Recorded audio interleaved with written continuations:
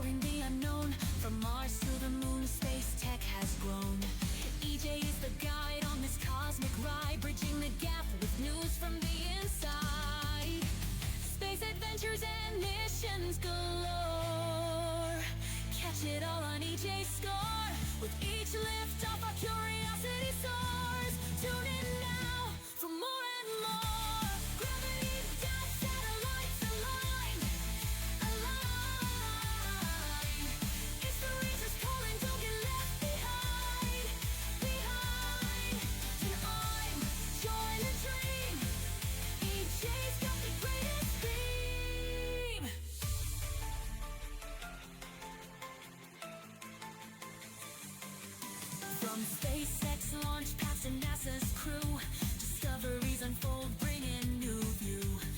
Fuel your passion, let your dreams ignite. In EJ's realm, the stars shine bright. Space adventures and missions galore. Catch it all on EJ's Store. With each lift off, our curiosity soars. Tune in now for more and more. For more and more.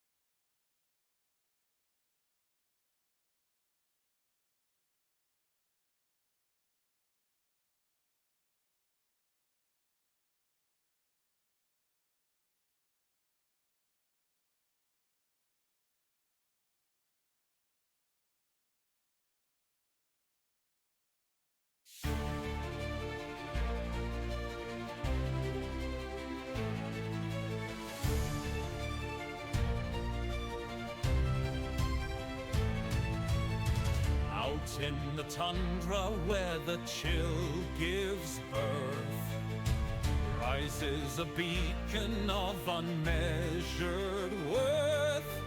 Yakograd stands with its banner so bold, a land of a story that's yet to be told. Oh, Yakograd, we raise our cheers. Through icy winds your voice appears. The Yak, our guide, strong, steady and true. With Commissary J, the future's new. Fields of frost silver, rivers that gleam. Every heartbeat swears to the dream. From peak to valley, our pride won't fade.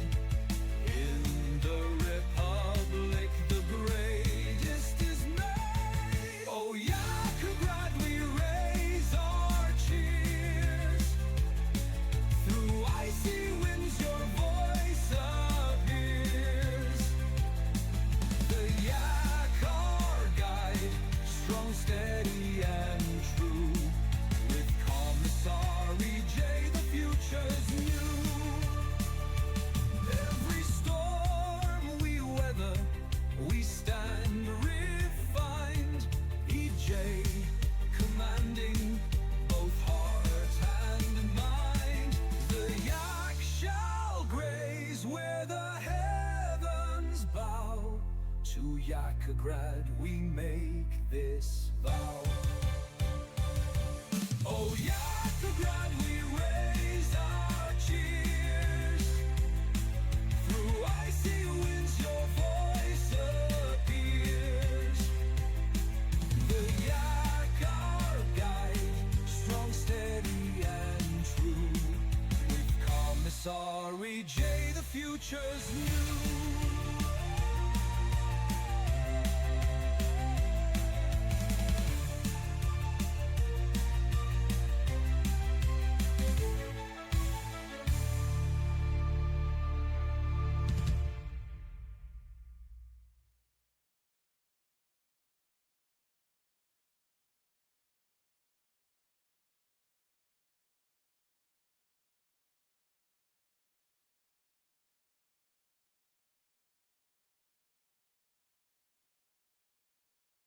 Hey, what's going on, everybody? Welcome to the Space and Rocket Review. Space and Rocket Review. You two girls, tell your friends. Space and Rocket Review.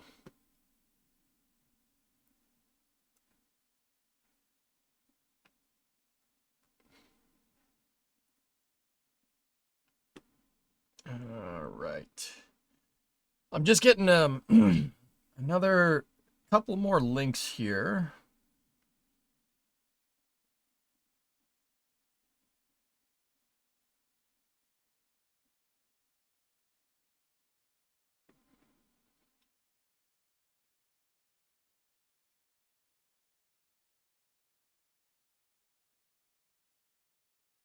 Couple more links here and there. But I think, yeah, you know what? We'll work from here and we'll go. All right, let's do this. Hello, everyone. Welcome. Can't wait to hear about rockets in space. Well, I got you some good stuff. We're gonna start off. Oh wait, hold up, public. We need the starbase noises. Starbase noises. Starbase noises are green. All right, I got a video to start us off with. Check this out. There go the clamps. Right, and let's Hang on. slow the hand. Whoa, what a perfect timing. Perfect timing. Open up to Antarctica. Yes. And let's go in. South Pole right here. Sunrise. That's probably better. Distribution of labor. And now North Pole. Yeah. Today a little bit cloudy, I think. Yeah. Because I cannot see much. You know what's that? I think we are at about 120 degrees east You be very careful with the seals there. and flying north. What the balls? Probably 15 minutes we'll be in Australia. Nice. Okay, I've just got to move this momentarily.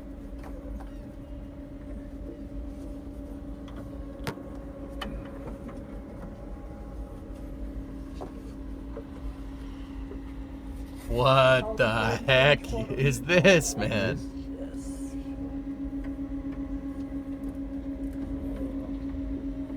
Seals are on. I think Chun's been waiting for this moment all his life.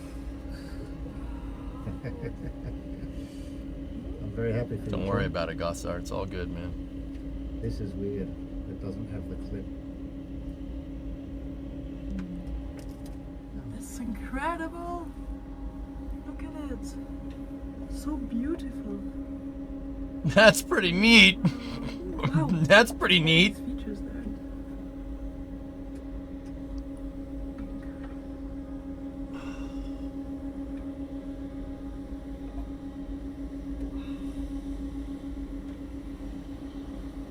What the actual frick? What in the heck? You got to see it with the Mark 1 eyeball. Yep. And watermelon socks. I can use it as a stabilizing. Oh, that's a bizarre shot. Watermelon socks? That looks so alive. They call it spacewalk.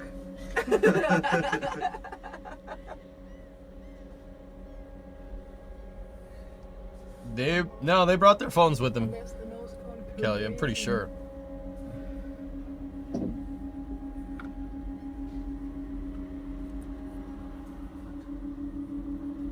As far as I can see, no human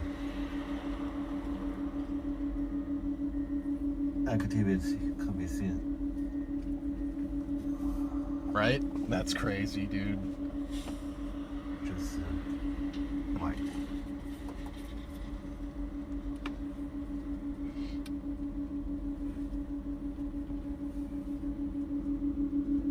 This part is clear. This part cloudy.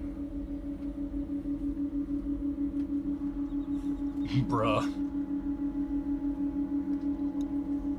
It's unbelievable. You would not believe how much fun it is. And how are you? It is mind-boggling up here. It is so much fun.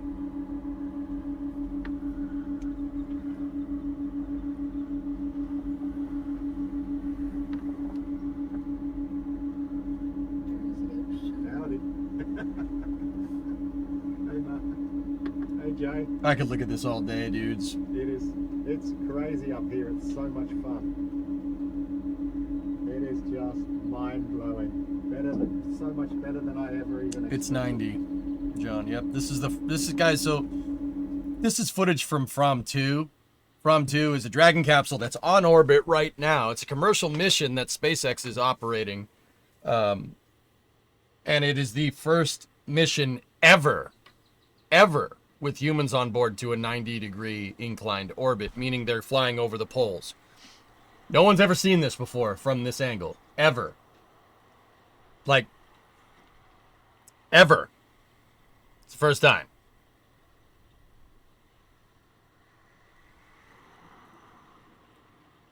Sure. Let me show you. Let me show you a shot outside. Oh my God! Check this out.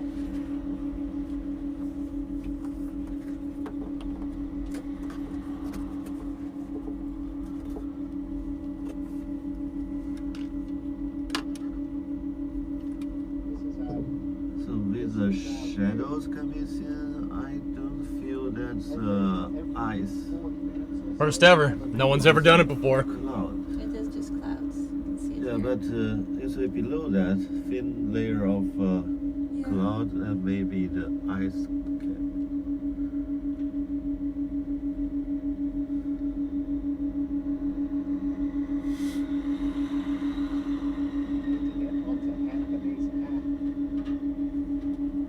No, they're doing science up there. I'll talk more about that in a second. I'm just enjoy the view. Oh hell, dare! Sorry I'm late. Do what before? This mission is in a polar orbit, Look like 90-degree ice incline. below water, but very hard to see. No one's ever been into this orbit before, ever. It's the first polar orbit crewed mission. So, jeez, that's wild.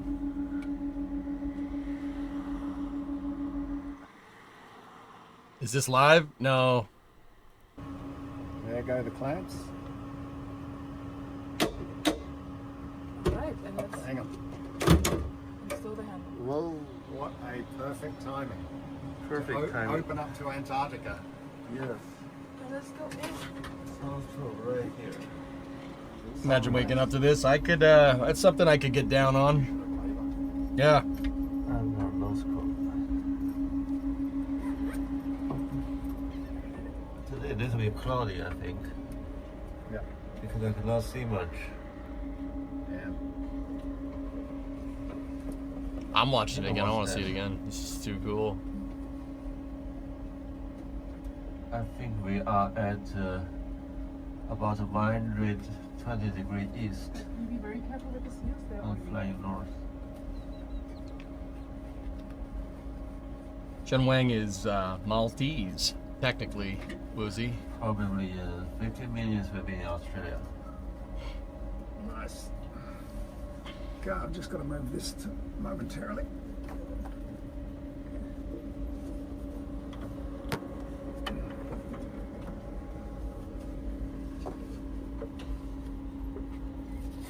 Oh, there's already so much fog on you. Man!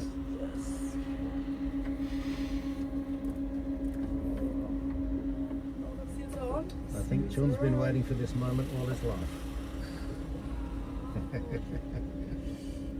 I'm very happy for They you, need John. to. What are you saying? They need to launch flat earthers into this Dude, frick them. Launch me into this orbit. Frick them. They can sit there and enjoy their fantasy land. I want to see this. The hell with those people. Why are we giving them a free ride? Frick them. It doesn't have the clip. How long is one orbit? 90 minutes at this altitude. They're It's 440 incredible. to 460. Somewhere in there. So beautiful. Oh, wow. Can you share the link? Sure. Pictures there. Here's the link. Dude, frick them. I want to see this. The hell with that. Discovery, go at throttle up. 90 degrees. Are they crossing land at the equator or water? Both. You didn't say with a suit. Super, what's up? 106 month resub. Okay, the feet part is a little strange, so let's just go over here. It's just past. No, past this part. In fact, never see this part again. Activity can be seen. Godstar, let him. Whatever. Let him. We know, dude. It's more cool stuff for us to enjoy. All right, we don't have to share the bandwidth. No, it's fine. They can stay there in their fantasy land. I'll go up here and do this. Like we'll like we enjoy this. This is good. This is pretty cool. You know, dude, look at that. I can't believe this. This is nuts. Need to take Yak and D with you? I'd do it. Sure. You would not believe how much fun it is. And how I It's just. Those are some stellar mind-boggling up here. It is beat so much pictures. fun. Okay. Okay.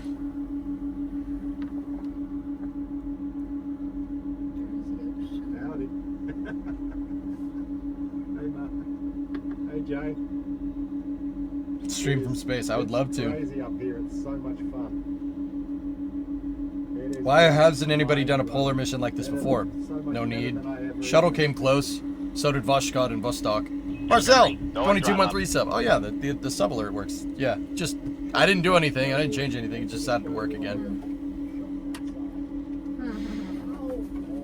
The toilet seems to be working fine, Woozy, on this one.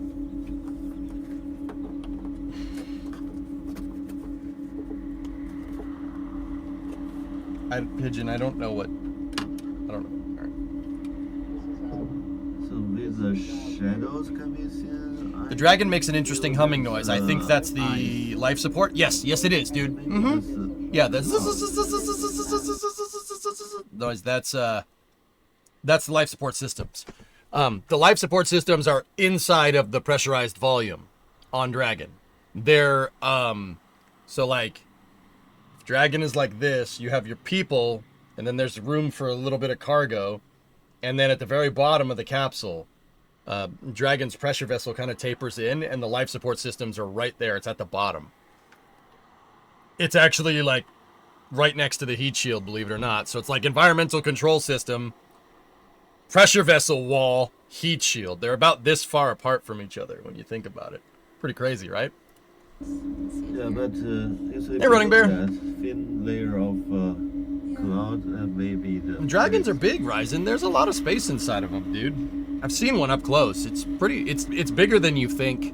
It. Don't get me wrong. It's still a capsule, but it's pretty large. To get onto Anthony's app.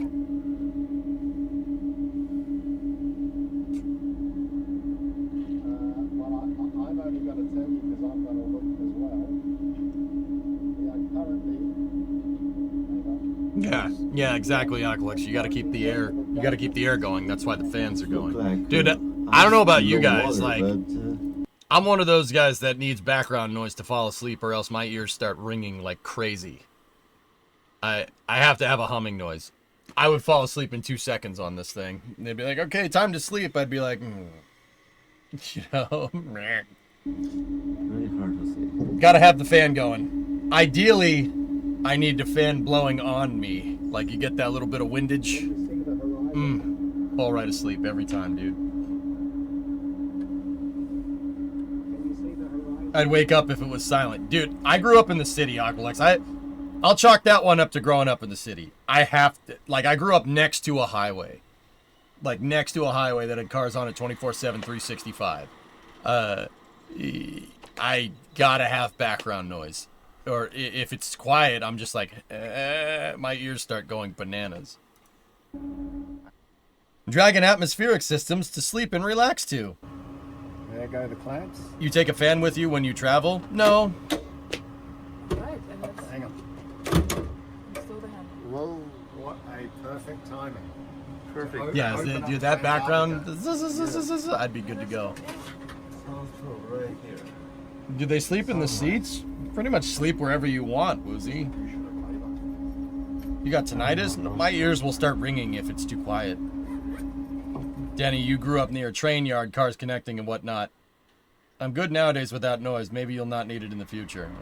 Yeah. You know what's that? I think we are. You talked about their sleeping in the other video that they posted. Yes, there's more. That's a good point. Here we go. There's more. This is actually a known problem that we attributed to something else, so it's very useful data that you are not able to use the strip. Can you confirm when you open the Well, at least one RD, they have an X-ray machine on board. jar Bro. so the strip's completely clear? There's a volcano.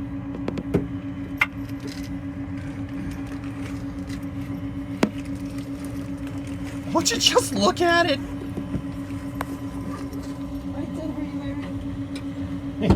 Would you look at Do you want this? your hygiene bag as well, Eric? My hygiene bag? Yeah. Do you want it? I can get it for you. Yeah, might as well. Oh no. Mine is I think mine I leave it in 2. You mean just our daily hygiene with toothbrush and everything? Yeah, no, I've got mine here. Oh, But I leave it directly above my head. Yeah, rarest. I'd be I gone. dude, was but here in dude, look at the ice break. 2013. That's Where? crazy, man. Kamchatka. Oh, nice. Lots of volcanoes, huh? Yeah. Lot of salmon below. Photograph. Sean, that is fantastic. Video. Yeah. You can see that. Yeah. Bruh. This is the entire peninsula is full of volcanoes.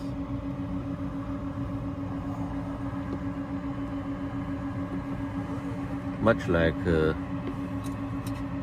Yellowstone in the U.S. Oh, yeah. It was discovered in 1940s. Eric is looking breakfast for us.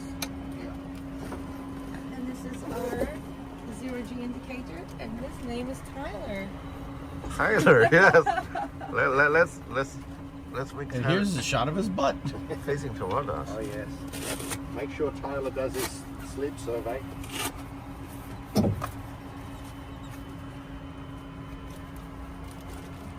Oh, sunset. See this? I would just be out the window. I'd be like, out the window. Hello. So, You know? I think we just flew over the North Pole, and now we enter the shadow of the Earth.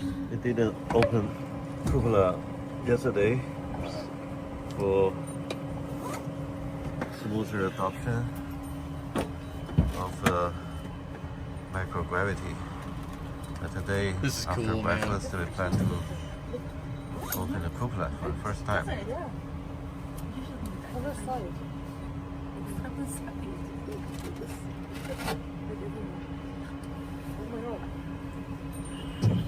Eric, say hi.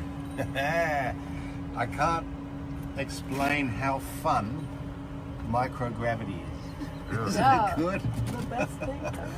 Like it looks amazing in the videos when you see astronauts in space, but it doesn't really reflect the fun. joy that it brings. It's Your amazing. food wants you to eat it. I mean, check this out. Oh, fog, projectile. How did you sleep last night? I slept really well. Good. It was Yeah, we so saw it. cozy. Look at it. Look at this. This is I read that you crazy. don't sleep so well in space, but I think we all slept extremely well. Yeah. Yeah. Me just too. kind of floating good. around. Yeah, Yeah, it was Before- nice and soft. Very soft. yeah.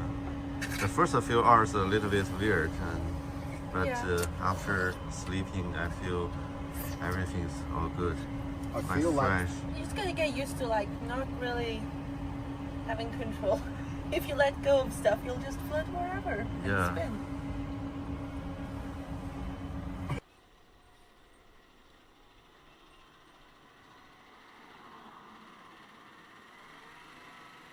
Right. Right. Right. All right, this is not live. This is video that they posted. I don't think that said nuggies, dudes. that little anchoring feeling. That's why I understand people strap a pillow to their head. And it worked really well. When I was just free floating, it's like, this is weird.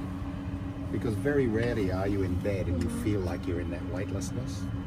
So I think even if it's something hard, Yeah, like that's that, what just they against were. my head, I felt I slept much better. Eric's head also gets velcroed to the velcro. So I think he has an advantage. Let me find some Velcro. It's all The soft interesting velcro. thing is flying in polar orbits is I think 60 to 70% of the time when I randomly look out the window, I see white. Yes. I know, yeah. I've yes. seen. I don't think So good. astronauts on the ISS will have this kind of view. And it's so epic because it's another kind of desert, so it just goes on and on and on Yeah. all the way. It's so Yeah, beautiful. that's why this really is exploratory, right? Uh-huh. Like right now. It's incredible. Dude, this is awesome. Every time you look out there, you've got ice and snow. I love it. This is my home. Oh no, it's dark now. Yeah, it's dark. Oh, Okay, let's this is not easy to drink. This also set. Got coffee, good to go. Oh, dude, these videos are freaking sweet, man. Oh boy. So, I guess that's coffee per what they were saying. And if you guys were wondering where your kitchen table is, the back of the hatch, the inside of the hatch is your kitchen table. Those are meals. That's food. Obviously, you got coffee. For the first time. Yeah. Other side.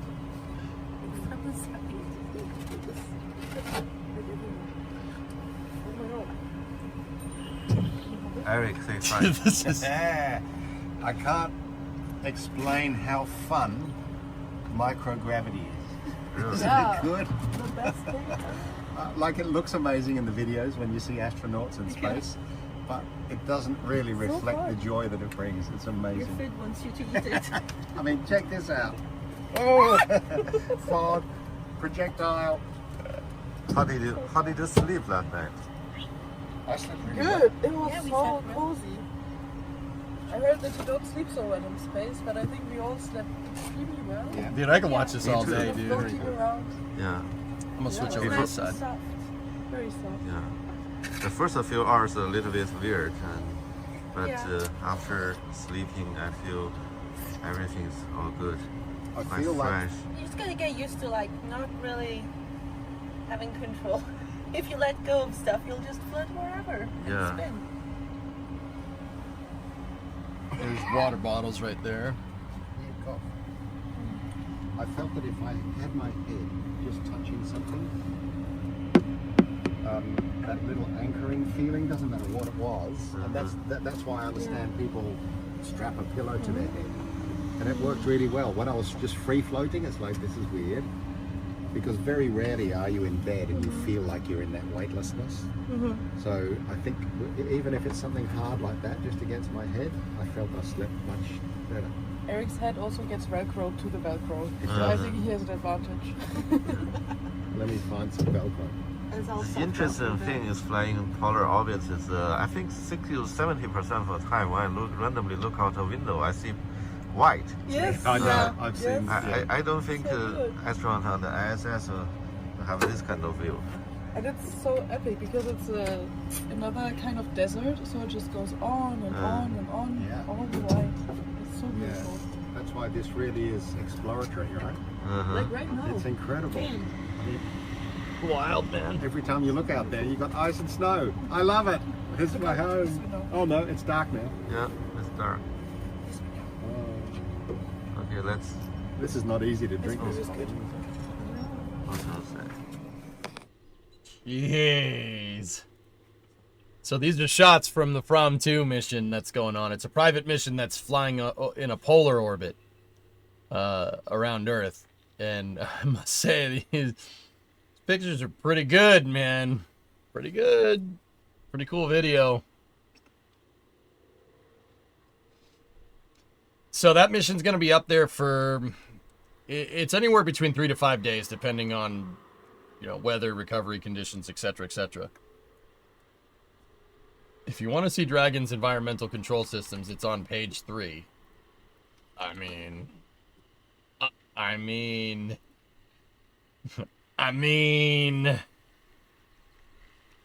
Yeah, see? It's packed on the very bottom. Yep.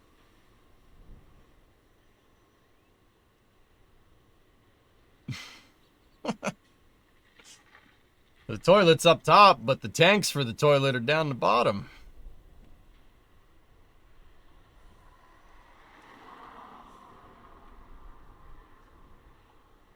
Yeah, there's the vent. We've seen that vent go a couple of times.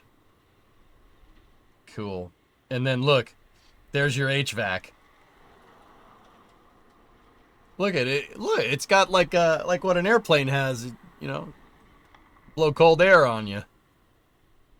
And look, they're recirculating into the vestibule. Well, not the vestibule, but the hatch. See around there? Pretty cool, man. That's pretty cool. Yeah, there's all their valves are on one panel with a fire extinguisher.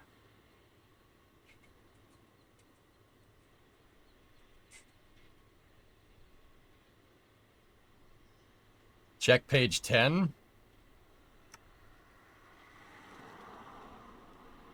Bab and Doug. There's the Lyo cartridges. They scrub CO2. Dehumidifier box.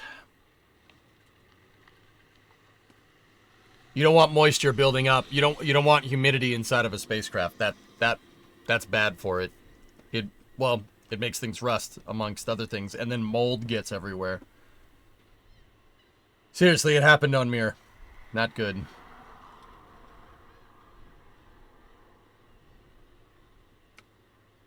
Yep, there it is.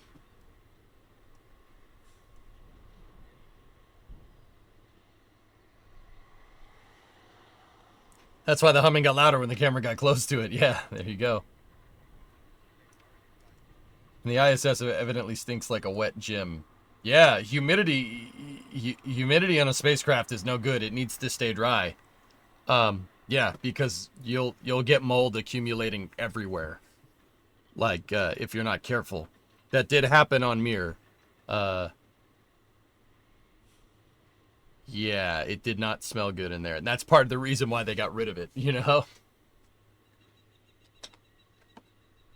Yeah, moldy space station. That's absolutely a thing.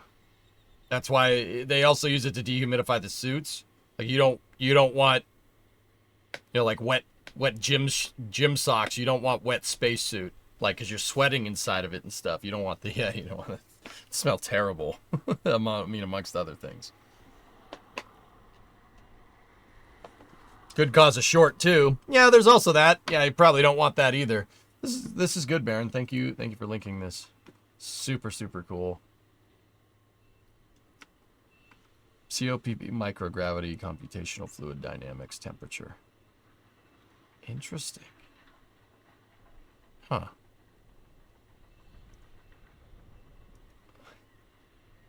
Huh. The treadmill on the ISS is a mold generator, you're saying? Yeah, pretty much. Didn't Mir start having problems when mold started attacking and breaking down all the rubber components? I don't know for sure off the top of my head, dude, but yeah, I'm pretty sure that that's what happened. Yeah, that sounds right.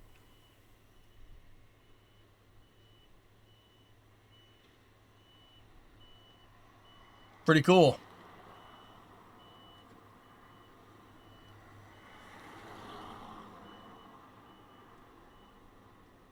What's that? What's that guy over there?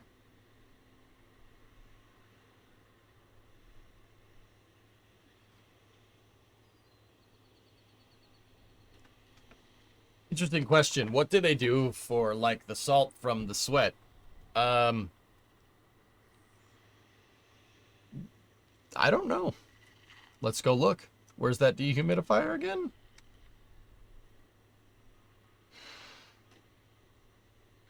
Dehumidifying sizing was dictated by crew metabolic water generation rate and target cabin humidity, the latter of which is based on the cabin air dew point required to preclude condensation on the pressure section interior. The large required membrane area led to an extensive manufacturing development campaign for the Nafian banks, which resulted in setting up dedicated shop floor space, tooling, and test assets in an ammonia-controlled environment. In addition to manufacturing difficulty, a disadvantage of the system's architecture is susceptibility to chemical degradation, which is further described later in this paper.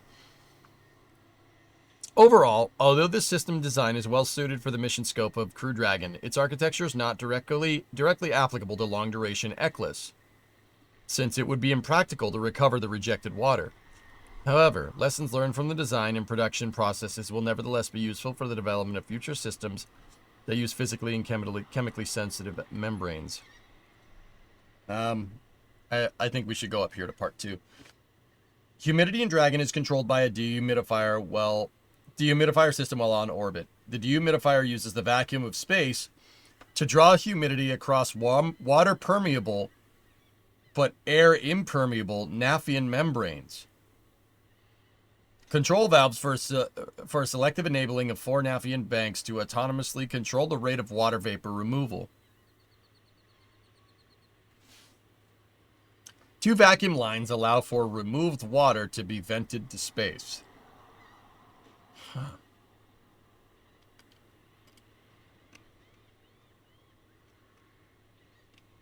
Each line has an isolation valve to turn off the system when the capsules in the atmosphere are on station.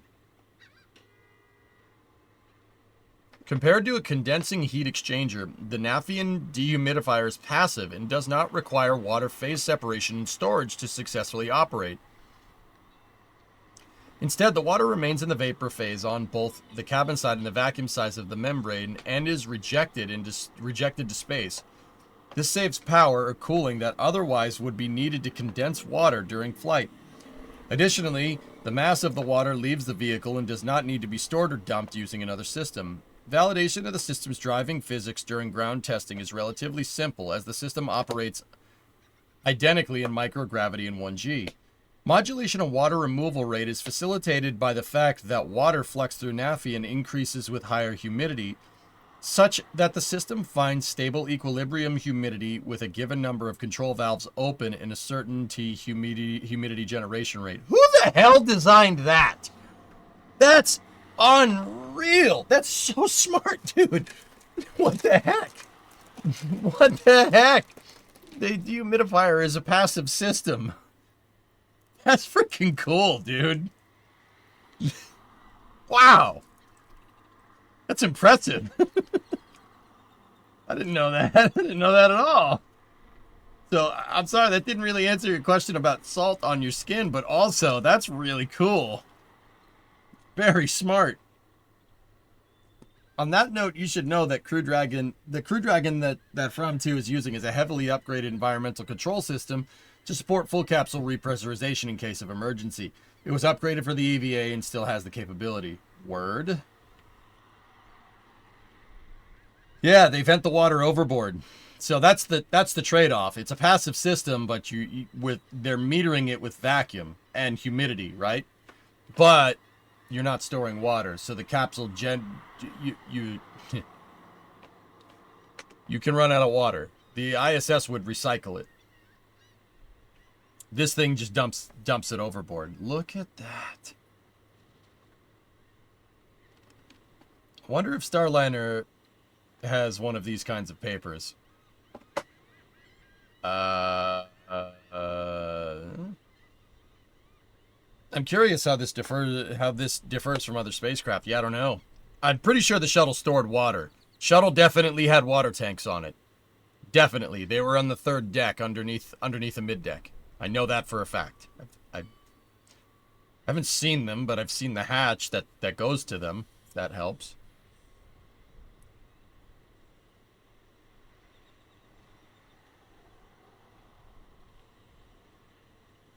It's next to the poop deck. It is next to the... Yes, it's next to the toilet. Actually, like Dragon, the shuttle's toilet is right next to the door. Dragon's toilet is up above the door. See, this is the toilet. It's up above the hatch. The shuttle, you walk in, the bathroom's on your right.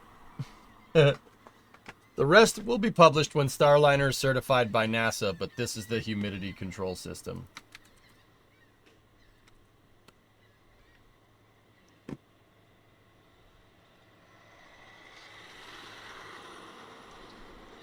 Patented humidity control technology developed under Commercial Crew Development 1. Oh.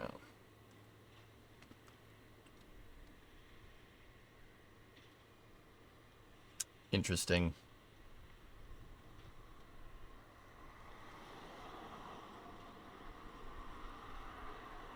How does Orion work, considering it's designed for a longer time in space? I don't know where Orion's toilet is. We'd have to go look.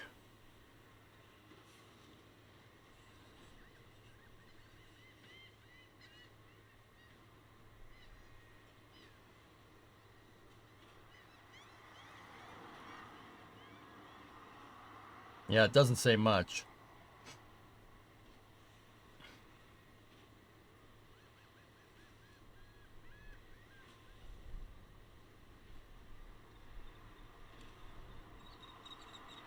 Yeah, it doesn't really say much.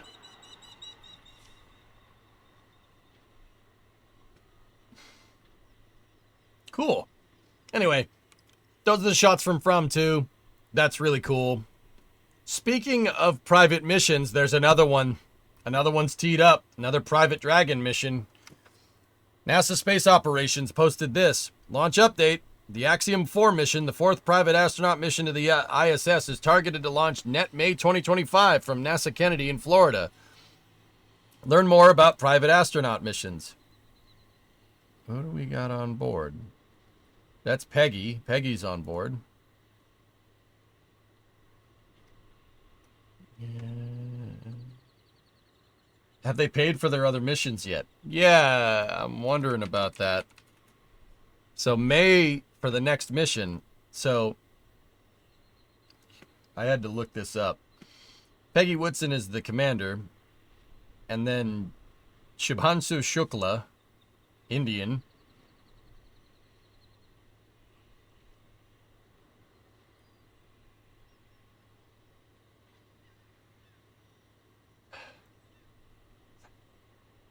There's that guy. No, Slav Zuzensky Wyzanewski. And then there's Tibor Kapu. Cool. That's the crew. Polish.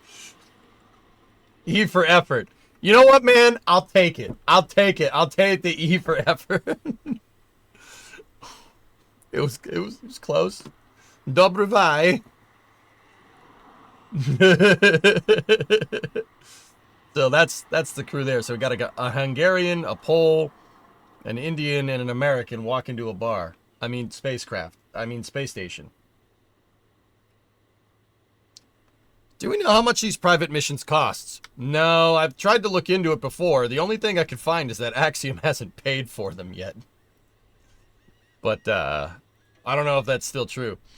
ESA selected astronauts to appease the new members, but sent them to the back rooms to never fly. Now countries are skirting ESA and flying for their own crew missions, which makes ESA mad.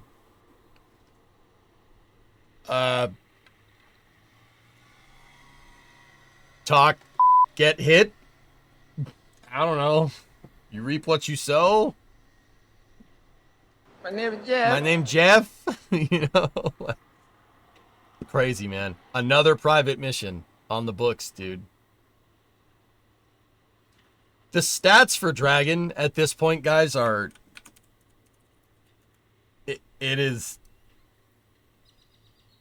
it's not space shuttle like amounts of flights, but it's still pretty crazy because the Dragon has accrued more flights in the past 5 years than the space shuttle accrued probably in like 10. You know? I mean, look at it. Now, once again, I'm on Wikipedia, so take this for what it's worth, but this is pretty dang accurate as far as I can tell. Check this out. So Endeavour has 5 flights. 5 flights to its name. Resilience is on its 4th flight right now after flying Crew 1, Inspiration 4, and Polaris Dawn. 208 is a cargo dragon, 5 resupply missions. 209 is a cargo dragon, 4 resupply missions. There's 210, which is Endurance, which has 4 missions. Right? 211's a cargo. There's 212, which has 4 missions as well. 213 is the brand new one. It's scheduled to... Oh, new capsule. All right. If Starliner gets the kibosh, would SpaceX have to build more dragons? Six string, I think they're... I think SpaceX could make do with what they have. I really do. You know how I know? They're making do with what they have right now because Starliner doesn't fly. It's already working just fine right now. I'm pretty sure that SpaceX could resupply the space station by themselves. Like, yeah, pretty sure they could do that by themselves. That is what, yeah, that's why they built C-213 though, yep. But 213's probably the last one, guys. That's the last Dragon capsule. You believe that?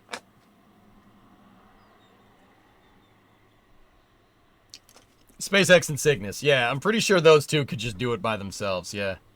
But you know what the crazy thing is that we talked about pretty in depth about how Starliner has some pretty gaping problems that it has to fix. They'll fix it. But can you imagine? You know, that thing gets up and running and it's not a death trap, right? And then you got Dream Chaser on top of that. So you got Dream Chaser and Cygnus on the resupply, right? And Starliner and Dragon. Like, that's pretty good, man. Why is it the last one? Why is 213 the last one? Brun, there's a lot of reasons. Long story short, they're building a much bigger Dragon capsule out of stainless steel in Texas. Don't need any more. By the time these things reach end of life, Starship should be flying. Yeah. Pretty crazy, right? They did test reboost with Dragon. They did, Rarest. That's right. Stainless steel, not aluminum. Got an engine Starship. Starship is the reason why. SpaceX is going to use that. The Dragon capsules are... I don't know how many flights they're good for. 10? I think it was 10, but that may have been another capsule. Oh, remember that? Remember that Starship flame deflector? Remember when that's what they wanted to do? Yeah, nah.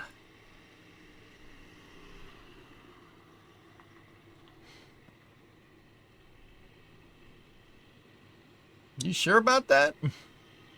See last, please. Do you know any websites besides N2YO that give predictions on when you can see spacecraft? It doesn't seem to work for From 2. No, not off the top of my head. By the way, another Crew Dragon mission hot off the press. Hot off the press? Wait, what?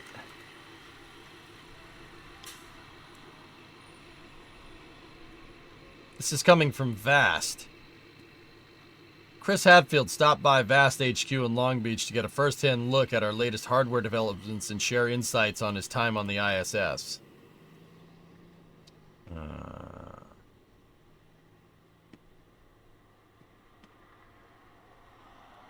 Huh.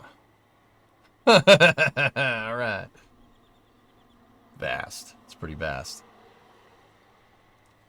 Why not just keep Dragon to have a cheaper option than Starship? I think SpaceX plans on reusing Dragons. There's no need to make any more. Once again, we'd have to go figure out what the maximum, like, operational life cycle of those capsules are. But as from what I can tell, guys, like, replace the heat shield and replace the panels and recharge the life support systems, and it's kind of good to go, which is...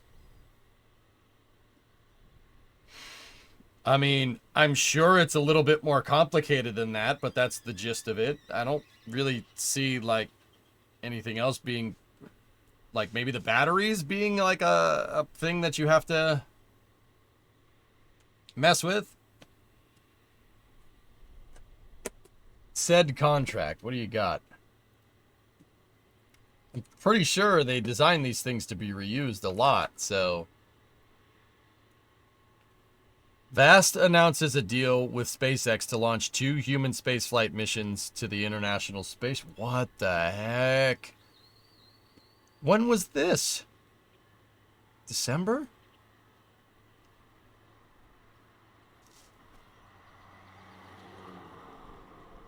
And they just had Drew Feustel. They had Drew Feustel show up. He was in Das's video, and now Chris Hadfield's there too. Vast is cooking, dude. Vast is cooking. Do you have this in your space news links? Oak Ridge National Laboratory creates new testbed to propel research on nuclear-powered rockets. No, but I do now.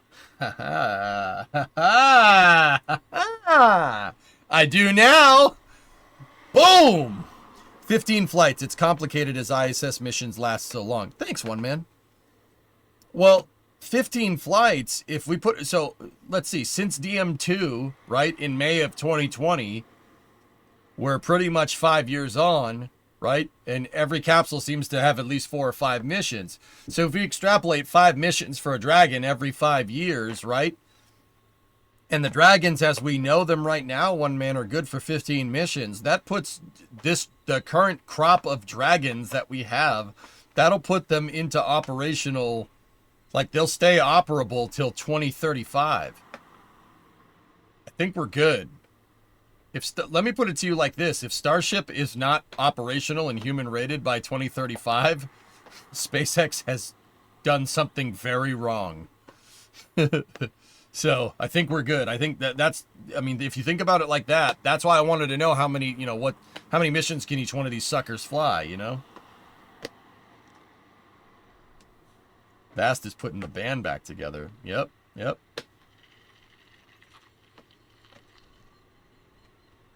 Maybe they could pull one apart and design a testing rebuild plan to extend life. I'm pretty sure that's what they do. I mean, they don't reuse them, Bill. They refurbish the capsules. Like, the outside of those things gets so cooked, you know? And obviously, they got to replace the heat shield and stuff, right? So... Okay. What's up? Do you think we'll get fusion rockets before fusion power plants? Power plants first, most likely. Jeff, that's a good question. Do you think Boeing has ever thought of Starliner as something more than a contract fulfillment? It seems like SpaceX has always had extra plans since the start. Boeing really pined for that commercial crew contract because they foresaw an expansion of low Earth orbit missions. Yes.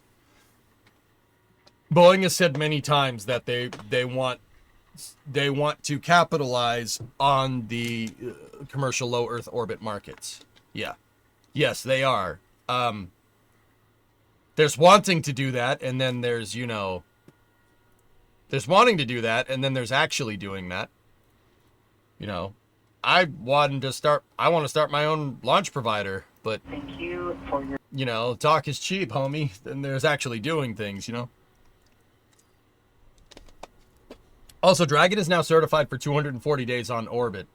They stayed 235 days for Crew 8 to work as a lifeboat for Butch and Sunny, longest Crew Dragon mission.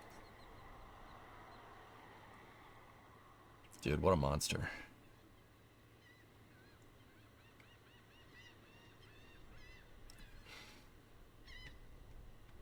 Discovery, go at throttle up. Darth Hand Banana, 116-month resub. Hand Banana, no! No! I'm sorry, dude. That's awesome. That makes me so happy, dude. Like, okay, not to like go like, oh, that's so deep, man. Like, you know, when I was a kid, you know, or like in school or whatever, you read about these missions, like, oh, the first mission to the Arctic. You read about, like, you know, Shackleton, you know, and those expeditions and stuff. And you hear, you know, you all these great Earth explorers and all these awesome expeditions and stuff, right? Like, and you're like, oh yeah, it's, you know, and then you know, you think of that meme. It's like, born too late to explore the Earth, born too early to explore the stars, right? But no, dude, no, nah, we're good, dude. This is happening. This is the thing, man. This is the thing that we're doing.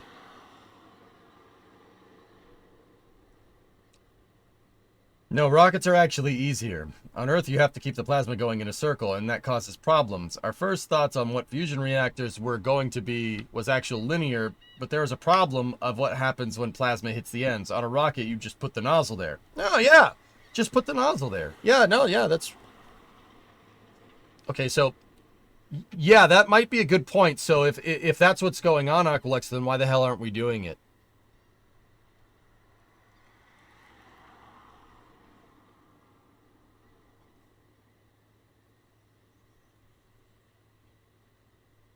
Was that a picture of Canada?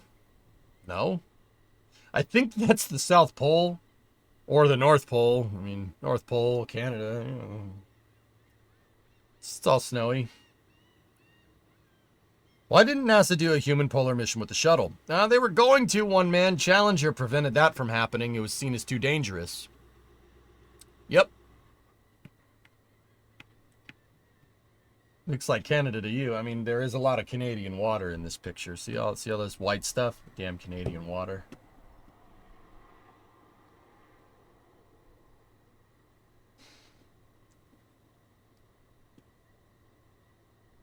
I mean, May, you're saying the same thing. You can direct plasma easier, so why don't we do that? Honest question, guys. Why don't we do that? Like, I see much more about fusion power plants than I do about fusion rockets. Unless I'm completely missing something from this equation. I mean, you guys asked me, what do you think is going to happen first, not which one is easier. Remember that. There's actually a company working on it. Before, there wasn't the will, need, industry, or affordable launch services. Okay. What exactly was it that was more dangerous about Slick 6 missions?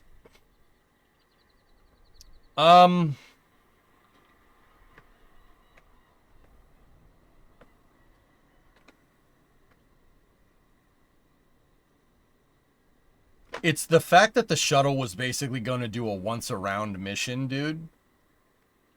That was the big, you know, a once around. If something goes weird, or like you can't close your, like, okay, say the payload bay doors don't close, you're dead. Dead. Say they don't open, you're also dead. You're not re-entering with a 20-ton spy satellite in the payload bay. Like, there's a lot of like, okay, if this doesn't work, we're screwed. You know?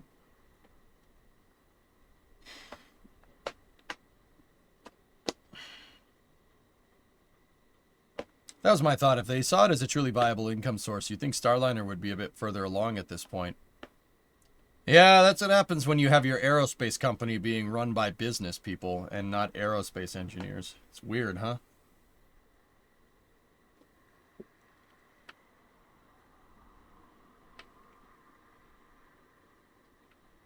It doesn't look green, so it's probably not Greenland. Oh boy. Oh boy.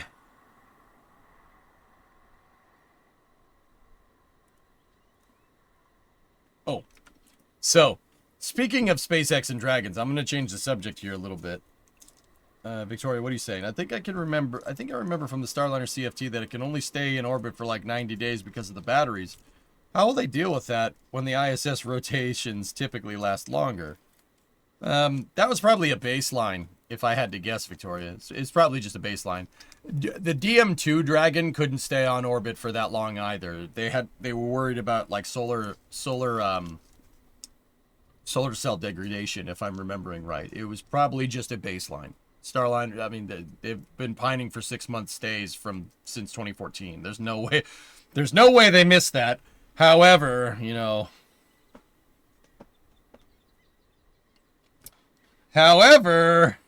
you'd think that they would have gotten the thermal model right for pulse width modulating your thrusters that have 30 years of design heritage behind them, but they, didn't do that. Booster 14 is on the OLM. Yeah, we saw it yesterday. Shrugs in Shuttle C. Yep.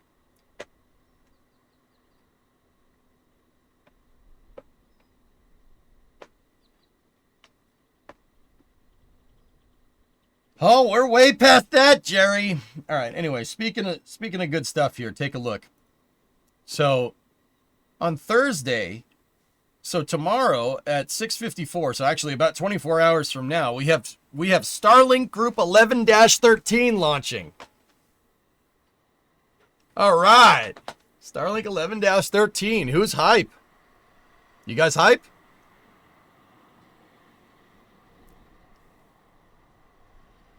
It's launching out of Vandenberg. Oh, also, this is Booster 1088 on its 5th flight. 14-day turnaround.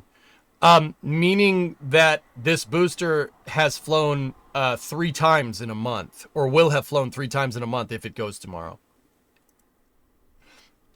Booster 1088, that first stage, is the booster that flew Sphere-X Punch and then a National Reconnaissance Office mission. I believe it was L69. Like 2 weeks ago. Yeah, 1088. If it flies, if this mission goes tomorrow, it will be its third flight in a month.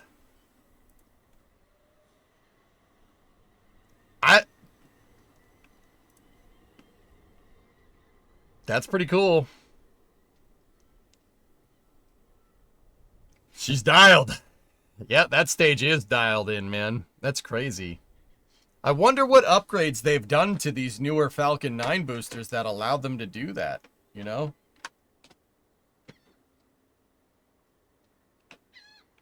How much of this data do you think is being used for decisions on Starship? A lot. A lot of it, Hellfish. Sure, absolutely. Falcon 9 propulsive landing basically led right to doing that. Right? Why? Because why would you catch the booster?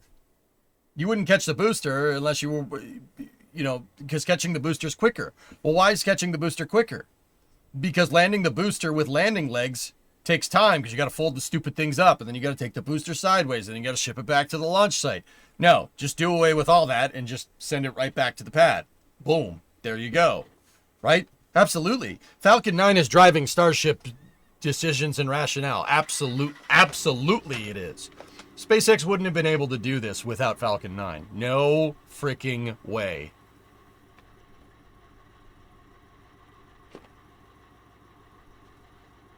I'm sorry.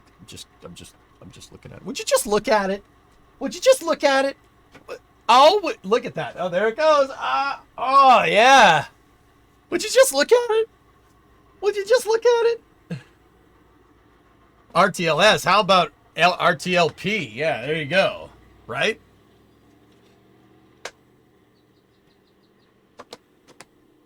Yeah, Archie. Crazy, right? So yeah, that Starlink tomorrow is actually a pretty high profile mission. 3 flights of a Falcon 9 first stage in 1 month. That is absurd. What about return to these struts? I don't know. You tell me. What about returning to this timeout? Got him. Got him. Say your prayers, Rabbit. Say your prayers, Wabbit.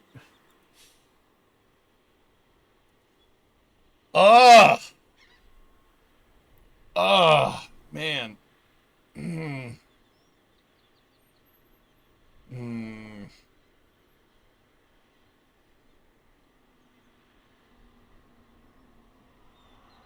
It's like that, is it? No, it's not. Yeah, it's not. Anyway, how's that for cool? All right, what else do we got here? This is coming from Andrew Parsonson on a mission to promote European spaceflight. Palestinian has completed the primary structure of the Habitation and Logistics Outpost module for Gateway and sent it on its way to Northrop Grumman. Oh, that thing.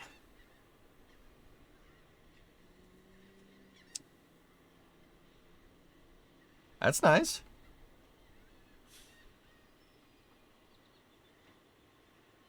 Don't drop it. Oh, you guys made the joke too. Don't drop it.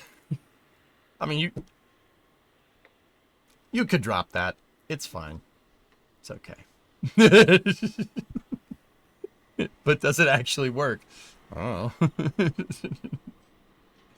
You were talking about nuclear engines, and I just remember this is just on our lawn collecting dust.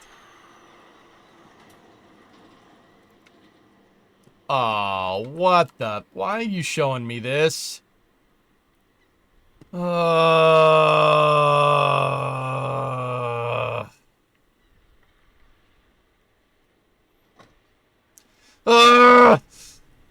Why is that outside? Why is that outside? Just build a building. Put a tent over it, for the love of...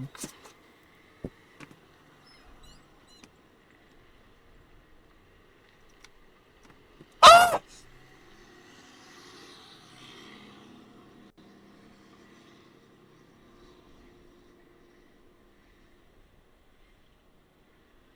Sorry.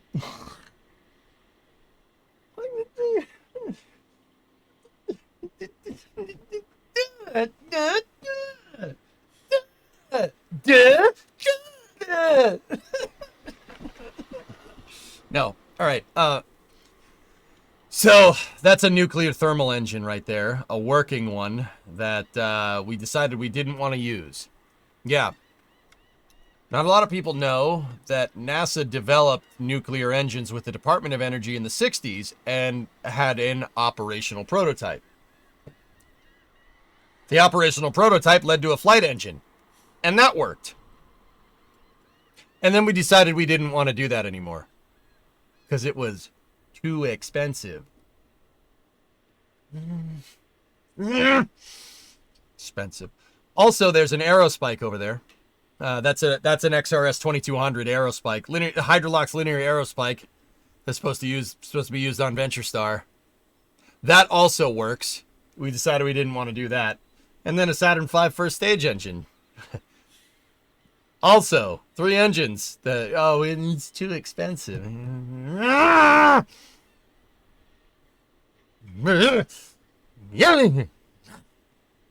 Anyway, has anything actually used an aerospike? No, not a rocket engine. It's all right. It's all right, guys. It's all right. We got Raptor. We got Raptor. They're working on new nuclear engines. Check the album for more.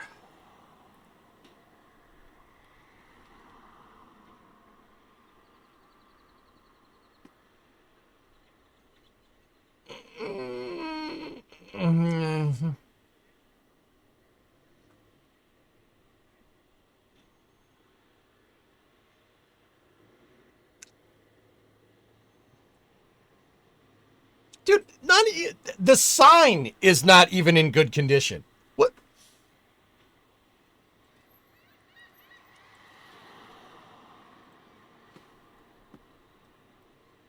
I'm not mad. You know what? I was about to say I'm not mad at I'm pissed. That's not okay. Just put them inside. You know what? Frick it. Don't put them inside. This one belongs in space. That one belongs on an SSTO, and this one belongs on a Saturn V, okay? This one preferably at the bottom of the ocean, because that means it launched something into space, all right? That is where these rocket engines belong.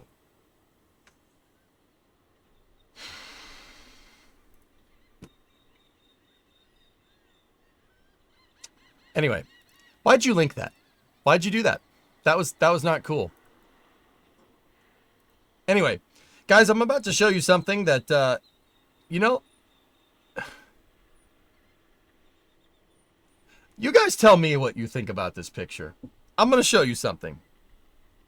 I'm pretty sure you'd have a stroke if you went to the Huntsville Museum. So much stuff is outside. Oh, believe me, I've talked with people at the U.S. Space and Rocket Center about this. Oh, I know. Titan stuff, Saturn stuff. S4B's just left outside. Anyway.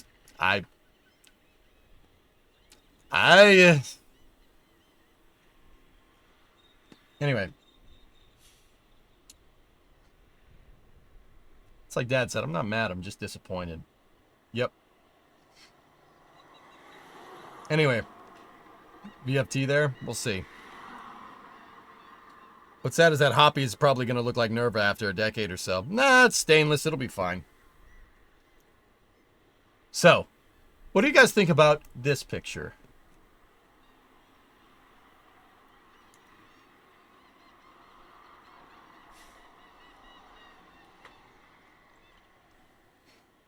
Surely this will excite emotions in everybody in chat, and people will look at this and be very happy about it. Free overnight delivery? Free delivery has gone too far. Will deliver my next package.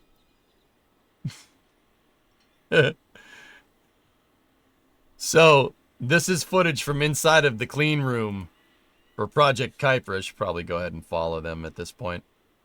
Yep. That's an Atlas V 551 fairing, or at least a 500 series. Discovery, go at throttle up. It's not a 551. It's a 500 series fairing for the first Project Kuiper launch that is on the books. It's going on top of this. An Atlas V CCB, which is a Common Core booster, right? That has been stacked in the vehicle integration facility at at Complex 41, Space Launch Complex 41. There they are installing the boosters. It is a 551, yeah. Okay, cool. 3 boosters on this side, 551. Yep, that's LVOS right there. This is the second stage inside of the cylindric interstage adapter. About this mission. Oh. ULA's released the timeline, which includes a 14-minute Centaur burn. Wow.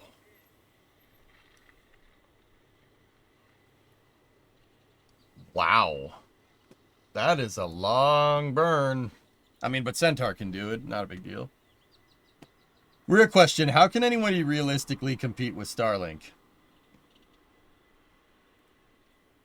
The only really big way to compete with Starlink at this point is to have deep pockets.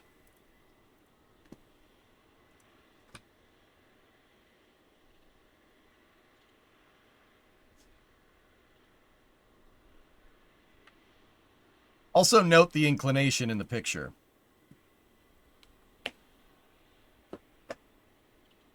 Shouldn't that Atlas V be set aside for Starliner contracts? No, 1062. Project Kuiper bought 9 Atlas Vs. And the other, I think there's like 1 or 2 more for national security missions. And then there's the 6 Atlases for Starliner.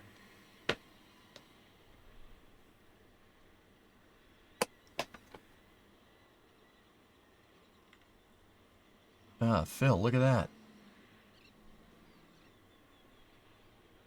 40 degrees inclined for Project Kuiper, huh? Just Starliner, Kuiper, and Viasat 3. Oh, okay, there you go. Viasat 3, that's what it is. Yeah. All ULA missions. Oh, yeah, you could look that up on Next Space Flight. That's right, I forgot about this. Okay, so let's see. 1, 2...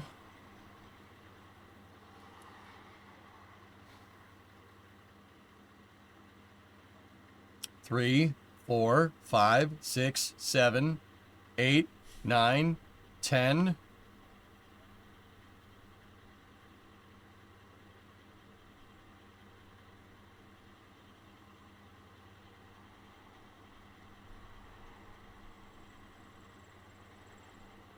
that's all that's on the books.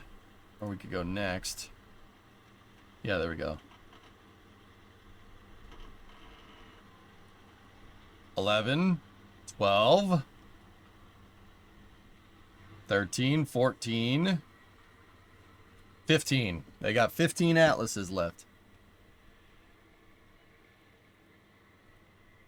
This looks like a cruise ship page. What room are you getting? Oh, God. It kind of does, doesn't it? Yeah, if you guys look at the inclination here.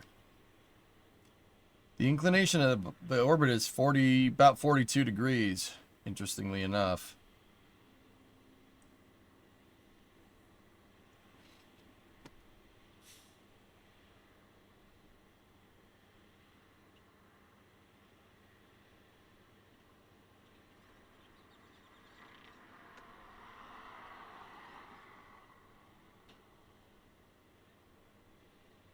What is this, Baron? Let me see.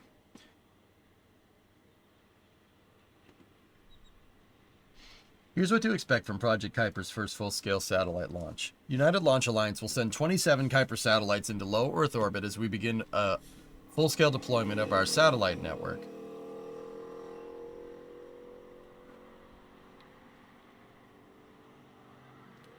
Project Kuiper is set to send its full batch of satellites to space, making an important step in a mission to deliver fast, reliable internet to customers and communities around the world. The mission, named KA-01 for Kuiper Atlas 1, will launch on a ULA Atlas V from Cape Canaveral Space Force Station and deploy 27 satellites at an altitude of 280 miles, so 450 kilometers. Launch is currently scheduled for net 12 p.m. on Wednesday, April 9th. Oh, sweet. That's next week. All right. I guess we'll never see what they look like. Yeah, right. Why does Kuiper require an Atlas V 500 series? Well, 27 of them is the reason why.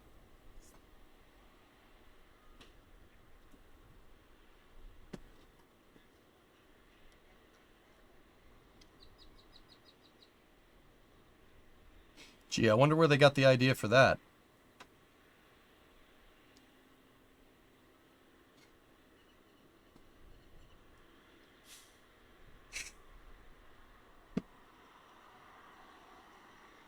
How many Kuipers do you think New Glenn will carry?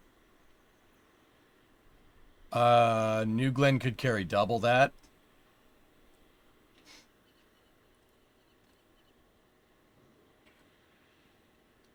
Project Kuiper will deliver high-speed, low-latency internet to virtually any location on the planet, and we expect to begin delivering service to customers later this year. Can I say this in Bezos' voice? Our first-generation satellite system will include more than 3,200 advanced low-Earth orbit satellites, and we've secured more than 80 launches to deploy that initial constellation, with each one adding dozens of satellites to that network. Yeah, not bad, right? It's getting there. We got to dial it in a little bit more. We can do it, though. We can do it. The KA-01 mission is just the first step in that process. You heard some Bill creep in there. We've designed some of the most advanced communication satellites ever built, and NASA is the best place to work. And the proof is in the gigantic bowl of pudding. I can't do his laugh. Yeah. Yeah. Hey, they said Bill 1062. They didn't say which one, all right? Yeah, that's right. Okay, anyway. Sorry. We've done extensive testing on the ground to prepare for the first mission, but there are some things you can only learn in a flight. And this will be the first time we've flown our final satellite design, the first time we've deployed so many satellites at once. No matter how the mission unfolds, this is just the start of our journey, and we have all the pieces in place to learn and adapt as we prepare to launch again and again over the coming years.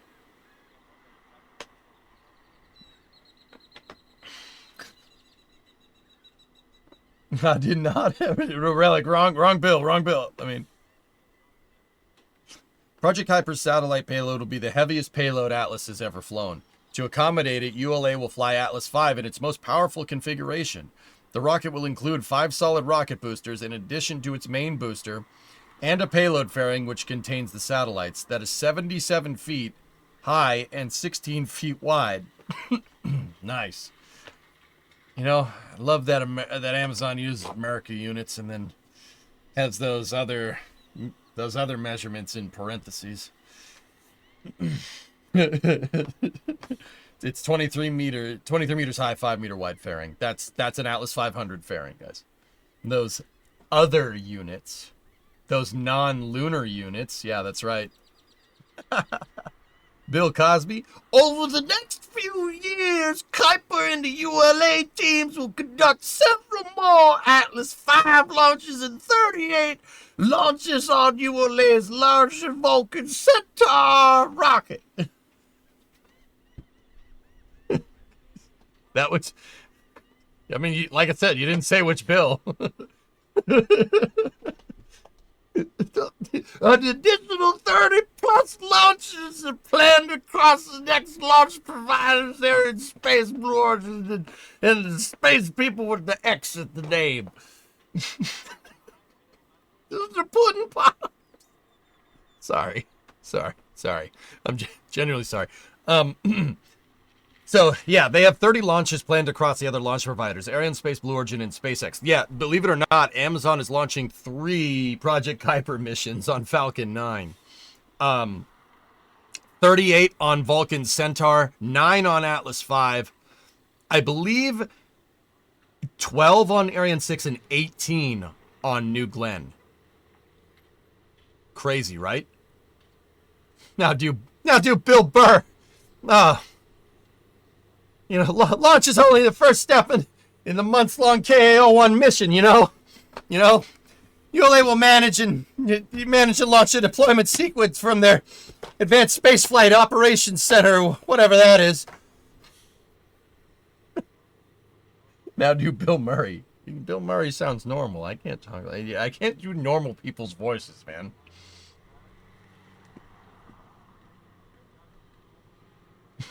Relic cheese. What about Bill Belichick? Are you guys just naming people that have Bill as their first name? Carl Sagan. Billy D. Williams. Bill Clinton? No, maybe. All right. I'm going to keep going. Launch is only the first step in the months-long KAO-1 mission. ULA will manage and launch deployment sequence from the Advanced Spaceflight Operations Center at Cape Canaveral Space Force Station. So that's the ASOC. It's the former Atlas Spaceflight Operations Center, guys. That's where they store Atlas V cores at the Cape, and that's where ULA's mission control is. It's on the southern portion of the former ITL Causeway. Yeah, pretty cool. Our initial objective for the KAO-1 mission is to deploy the satellites safely in orbit, which means that they can independently maneuver and communicate with our team on the ground. To do so, once the satellites have successfully separated from the rocket, they will begin a series of mostly automated steps to activate onboard systems and use their electric propulsion systems to gradually ascend to their assigned orbit of 392 miles, 630 kilometers. The satellites will travel at a speed of more than 17,000 miles per hour, 27,359 kilometers per hour. Now Long March 5. On orbit and circle the planet approximately every 90 minutes. When the satellites complete the orbit raising process, we will look ahead to our ultimate mission, providing end-to-end network connectivity. This involves sending data from the internet through our ground infrastructure up to satellites and down to customer terminal antennas, and then repeating the journey in the other direction. Yep.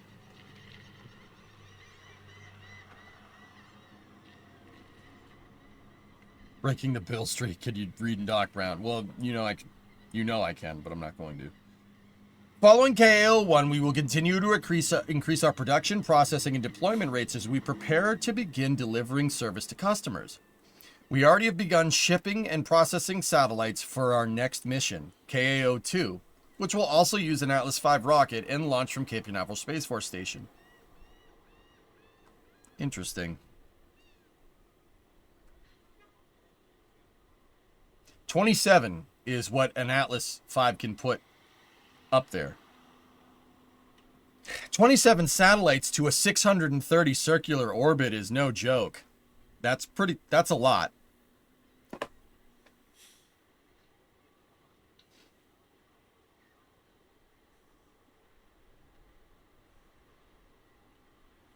Oh yeah, Baron, here. In addition, the satellites are coated in a dielectric mirror film unique to Project Kuiper satellites that scatters reflected sunlight to help make them less visible to ground-based astronomers.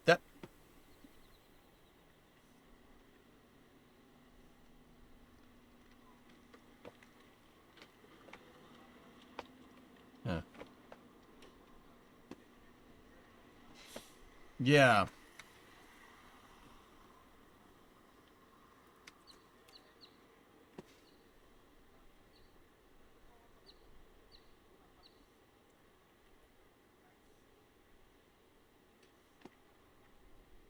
Yeah.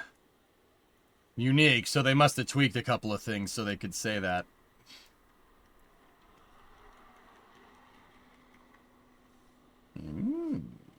Momento.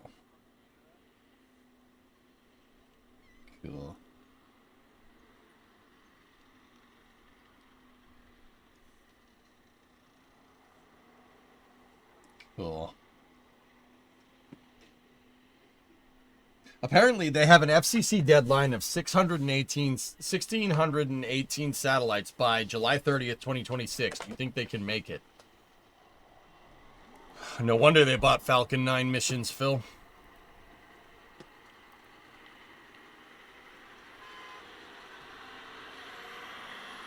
Actually, it was SpaceX who invented it and shared it with the industry. Yeah, but they didn't say they were the first ones to do it. They said it's something they did. They have a unique version of it, which is, that's one of those, you know, that's not saying that they're the first ones to do it, but the way that marketing speak goes makes it seem like they're the first ones that did it.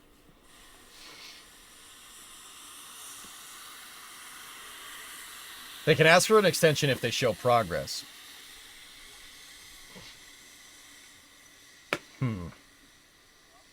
It's like Coke and Pepsi, yeah. Bepis. Malls. That's what they want you to think. Yep. Cool.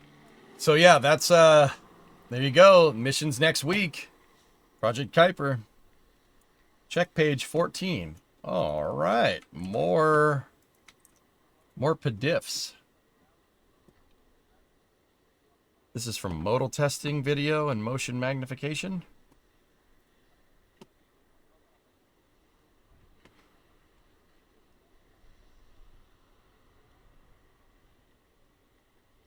Uh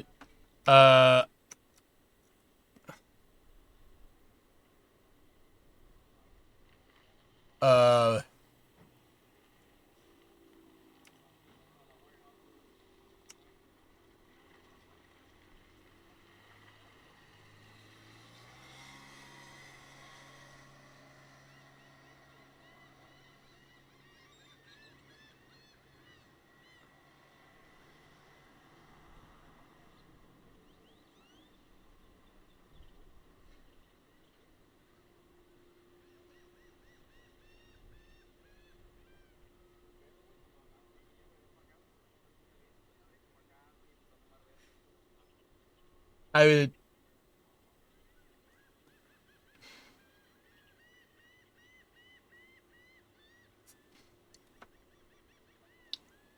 Oh wait. Well, you know. Ooh.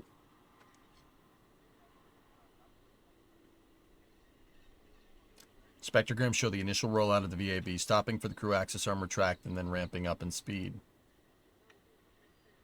Yep. CIA retract. There's your speed ramp. Interesting. It isn't funny, guys. Rockets only do this when they're stressed.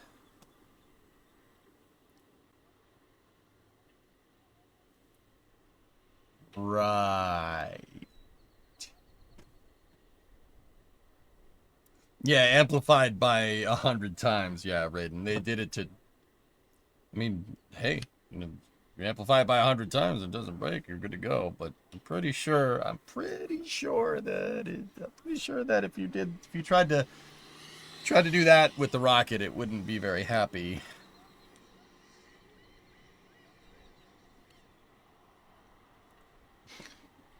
Wouldn't be stressed. Give that man a sub. He's already subbed, but yes. All right, so there you go. That mission is good to go. There's that fairing with the Amazon logo on it. Yeah, Chow Dubs. Yeah.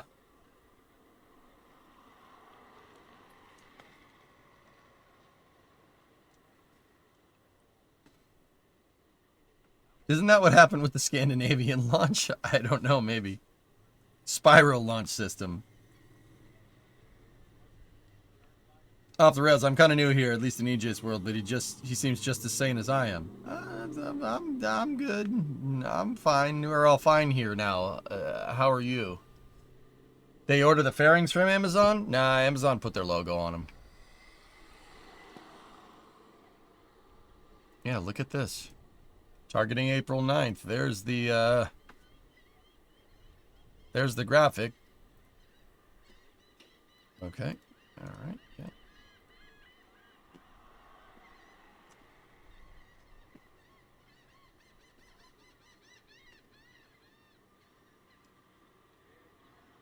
Why is there an economy for shooting up rockets now with satellite internet than before SpaceX did it?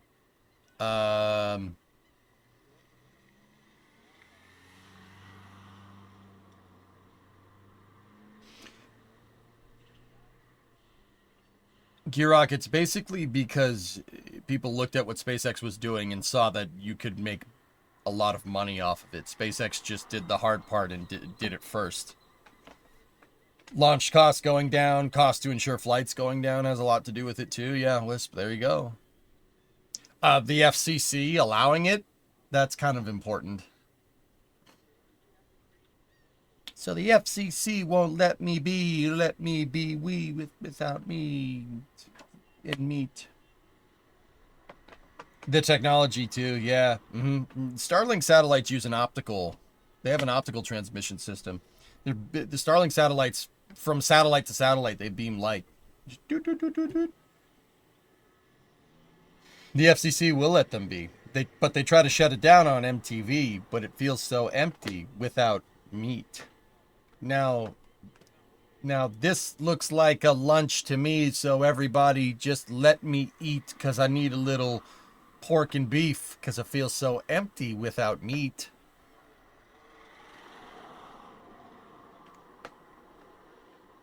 Those are the lyrics, right?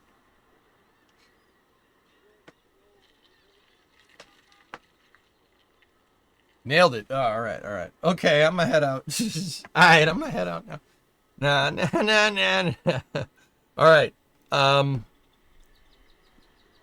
Cool. So that launch is scheduled for next week. Now, let's see what's going on with Starbase. Let's take a look here. Look at this crane.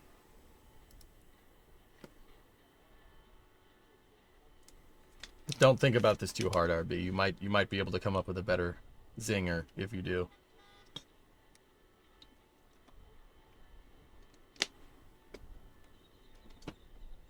So, Booster 14 is still out on the stand. Should see at least an attempt for a static fire in the. I think it's Friday. I think. Will this pad be operational by Q3? I'm telling you, with the amount of concrete trucks I've seen go in and out of this thing, or amount of cement mixers, I should say, going in and out of this thing, they're definitely making a push. Look at this graph. Another pour did happen today. That's right, Kate. Yep. I saw the pumper trucks going in and out when, or I saw a pumper truck leave when we were playing, that one. I saw that leave when we were playing Timberborn. See the pumper? So that Mack truck is, I don't think it's doing anything. I think there's another pumper behind it.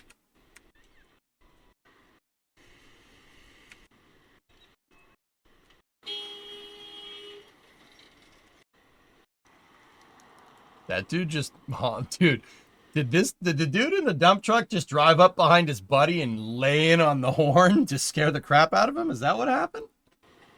Look.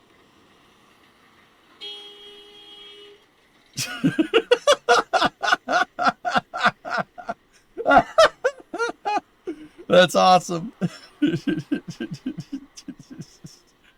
He laid it on the horn on the dump truck. That's pretty funny, dude. I'm driving here. Yep. I'm waiting to see 3 fully stacked starships at the same time. 2 at Starbase and 1 at 39A. I'll tell you what I'd do, man. Stack 2 starships at the same time, man. They always set a second pump as a backup if the other one goes down. Oh, that makes sense, Gola, yeah. Whatever happened to that SpaceX 11K? Did they ever reconfigure it? It's the black crane. It's there somewhere. I think it's at Massey's. I don't know. I could be wrong. Look, the bottom line is that they're pouring a bunch of concrete right now.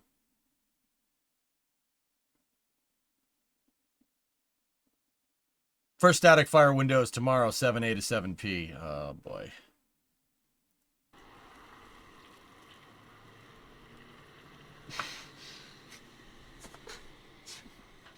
Don't leave. Come back. That's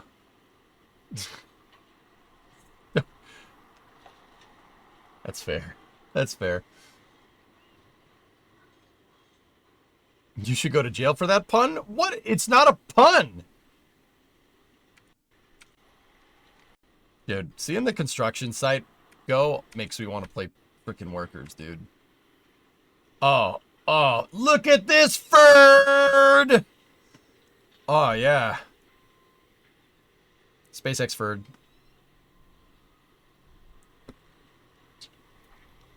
Bottom line, check out that new Hyundai. You know what? You know what? Hi. You know why I like that? I'm not generally a fan of Hondas. You know why I like that? Because it doesn't look like everything else. That's why I like that. I've decided. You know, at least they were trying. At least they were trying to do something different, okay? Credit where credit is due. They didn't make a car that looks like an egg with wheels.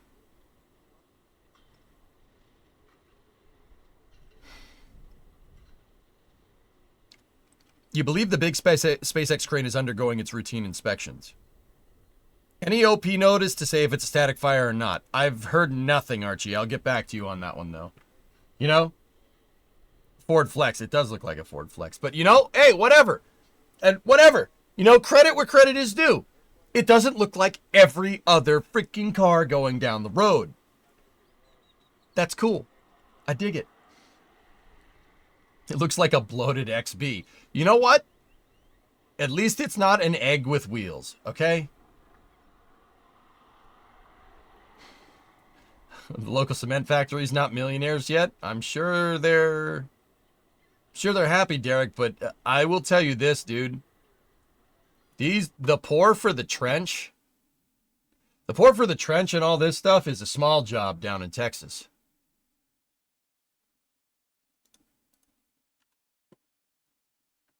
Seriously, dudes. Small job. Oh, yeah. Your shoe bias is showing? I don't wear shoes. I wear boots. That's a small job, dude. Down in Texas, dude, the infrastructure down there. Like, yeah, here. So, like, okay, there's the pad right there, right? You know, they're working on it. The camera, the trailer cam is right here looking this way. I mean, this is a picture from a year ago, and it's an empty... That is a picture from a year ago, and there is nothing there. Jeepers.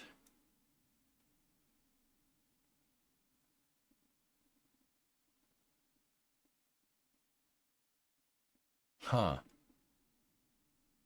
Huh. Huh. I blame you. Now I got Eminem stuck in your head. Sorry. Next spaceflight notification, a Starlink launch from Vandenberg in 24 hours. Yep. Yeah, third flight for 1088 in less than 30 days, dude. You're looking at about 800K per 1,000 yards usually. But that's nothing compared to like the LNG terminal that they're putting here. The LNG terminal, dude, they set up a concrete factory on site to pour all the concrete there. There's aggregate. Okay. All right. I'll give you 3 guesses how I know this. All right. When we go to South Padre Island for NSF, we drive on this road right here. See that one? We drive on this road, so we drive by the damn LNG terminal. Okay, so you want to hear the scope of this job? So SpaceX over at Starbase has 2 Liebherr 11Ks, and then a bunch of smaller telescoping cranes. This job, the last time I drove by it, I counted 35 Liebherr 11,000s. 35 of them. and 10 telescoping cranes that had their booms up. I knew that there was an aggregate storage and an aggregate mixing facility for concrete on board because, like on site because of workers. I'm like, oh, they're mixing the aggregates on site. You know, 35. Dude, SpaceX's contract is peanuts compared to this.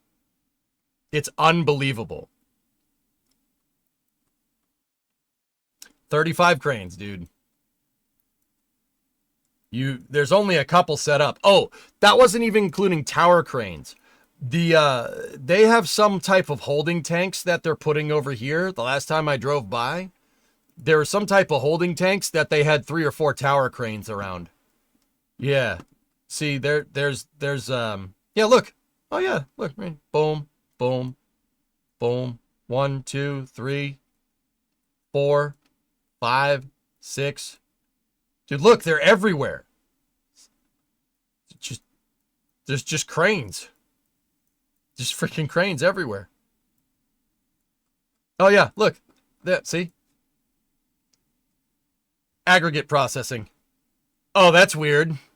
They're processing on site. Gee! I wonder where we learned that from. You need to see the Golden Pass. Well, you had that Hermes thing. I want to... So yeah, Derek, the concrete people are making money off of SpaceX, but it's not like this. Dude, when you see this thing come together, it's an insane project. These pictures don't do it justice. You drive by and you just be like, okay. And then down here in the Port of Brownsville, they have an oil rig tender crane.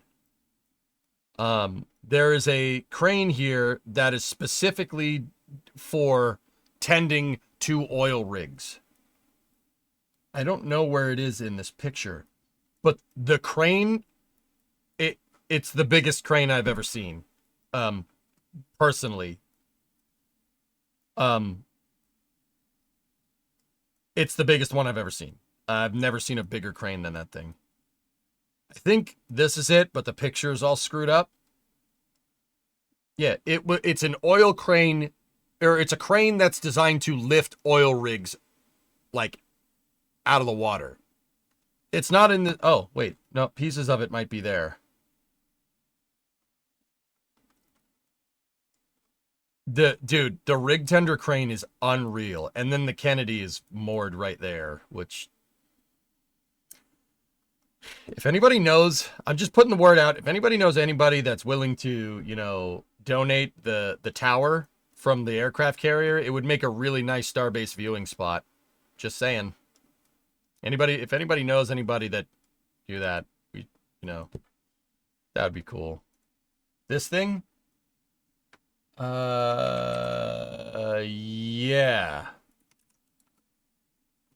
It's red and white. It's that crane right there. It's a rig tender.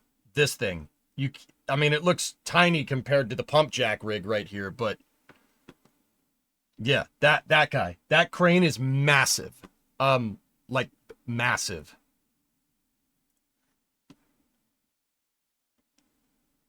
Talk to the curators. Ain't no curators. It's a scrapyard, Creation. Port of Brownsville is a scrapyard. That's what these are for. You bring a ship in there and you scrap it. That's nothing compared to Big Blue. That picture doesn't do it justice, man. I understand, but that crane is way taller. We're going to talk about Big Blue. He's not talking about that crane, goalie. He's talking about... John's talking about the gantry crane at Newport News.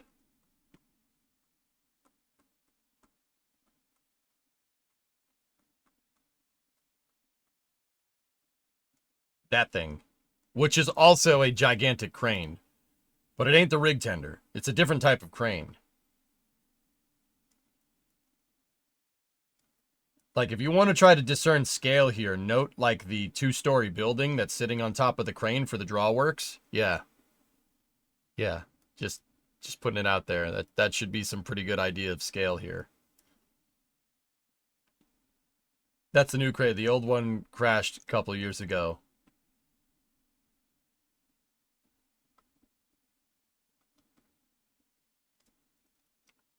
Where do you find this stuff, dude? Yeah, the red and... Oh. The Atlantic Giant 2.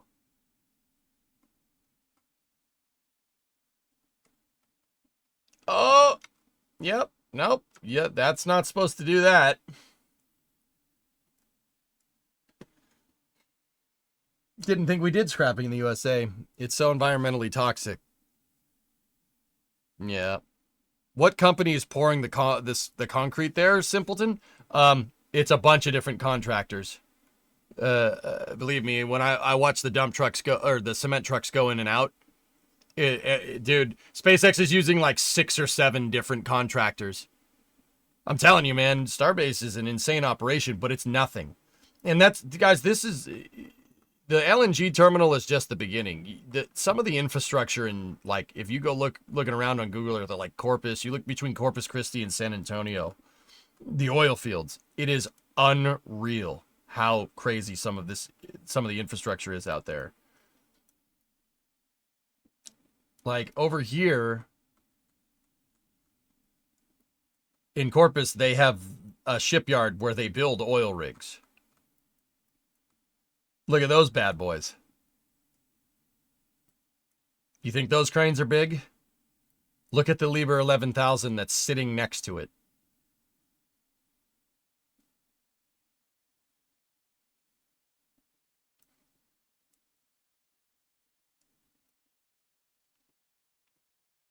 Telling you, man. We can lift stuff. Humanity lifts stuff. Pretty cool. What do you want me to see?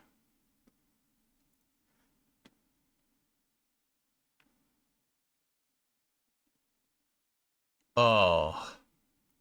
Oh, it's glorious. Oh, it's glorious.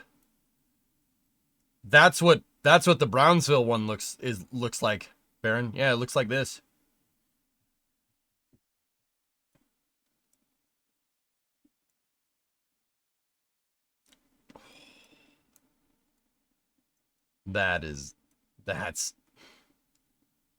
That's awesome. That's freaking sick, dude. Look at this thing. Look at all the condensers. Oh my goodness. Dinosaur juice, baby. Let's go. Oh, look, there's another one across the street.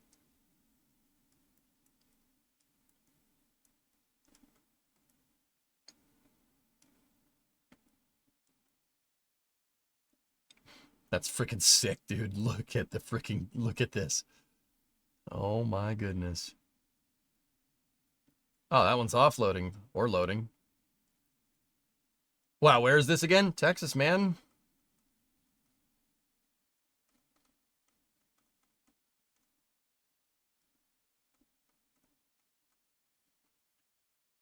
Texas, baby. Dude, they build some pretty nuts stuff down there. Look at, we're getting Galveston. Look at the field, man.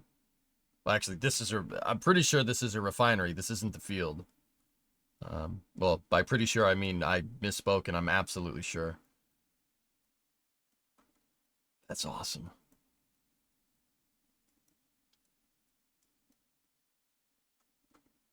Dude, look at it. It just goes on. That's nuts, dude. Pretty cool. Pretty cool. No smoking in that area. Yeah, I wouldn't.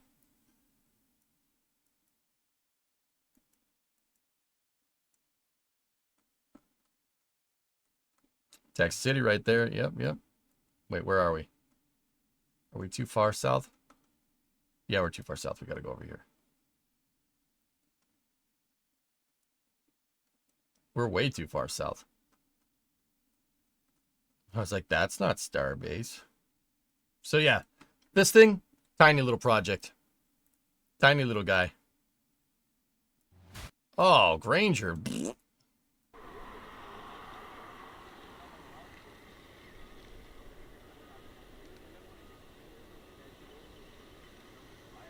Yeah, Creation, they float. Yeah, the top of the tank can go up and down. Yep, the holding tank.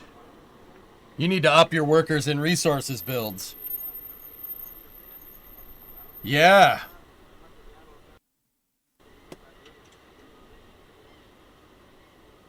Webb is on the hunt. 4% chance to impact the moon. Asteroid watch. Thanks to NASA Webb, we have more information on asteroid 2024 YR4. It's about the size of a 10-story building.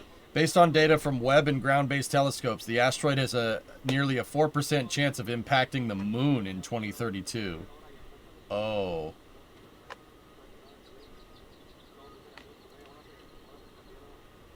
That construction infrastructure is why SpaceX can move so fast in building their infrastructure. Dude, Brand, that cannot be stressed enough. That cannot be stressed enough that the reason why they can seemingly crap out a launch pad and why these launch pads are getting built so ridiculously fast is because of Texas's industrial base because of the oil fields. Because if you wanted to build like a Starship Tower in Georgia or something, or someplace that doesn't have a heavy industry behind it, like the Cape has heavy industry behind it, obviously, because they've been launching rockets there for a long time, right? Texas has heavy industry behind it because of the oil infrastructure. And these guys just all happen to be really good at welding stainless steel pipes together. I am thoroughly convinced that the oil and gas industry is partially the reason why Starship is made out of stainless steel. I'm pretty dang sure. Because you have a huge amount of a workforce that knows how to weld that stuff. Yeah. Keep in mind, that's not just Starship. That's the pad plumbing, too. Pretty cool. It helps when we're building in Texas, when we're building at Texas and Cape. Yep. I can't prove it. I have no concrete source there. Concrete source. Brand, but it makes the most sense, dude. Have you seen some of the hardware? Like, look at all the hardware going up that tower. Didn't they buy a stainless steel tank manufacturer? I don't know, Nikita. I never really went to see if that actually was a thing.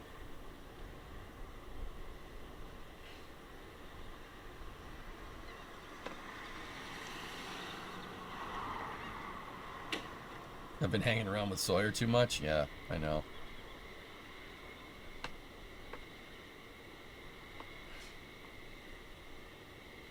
Yo, I heard you like oil tanks. We put oil tanks in your oil tank. Hey, Wooly. This is a live cam on site. Relic, I set up this camera. Yeah, I set this camera up. I was the last dude to touch this thing when I was down there a month ago. Das and I level the camera. That's always the last thing we do before we leave. Because we move trailer. We move this camera to a parking lot where SpaceX allows remote camera setup during the launches. So the trailer gets moved back and forth. That's why it keeps freezing. It's not freezing. Shut up. Yo, what up, playa? You sure it's level? Oh, I made absolutely sure it's level.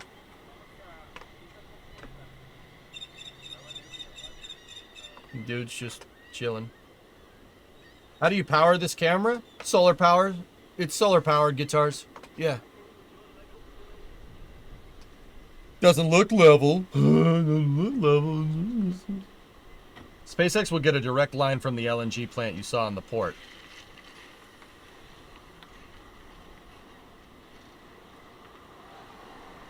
Really? SpaceX was one of the game changers. The LNGs were another one of our game changers. Oh, man. When did this article come out? March 26th. Dude, Baron, we had a theory that LNG terminal was there because of SpaceX. Like, they've been trying to build that LNG terminal. Like, I talked to a bunch of locals down there. They've been trying to build that LNG terminal for a long time, and people kept saying, why do we need this here? Why do we need this here? Well, You have a rocket that uses methane right down the street. That's why you need this here. And they ran a pipeline to it as well, if I'm understanding that correctly.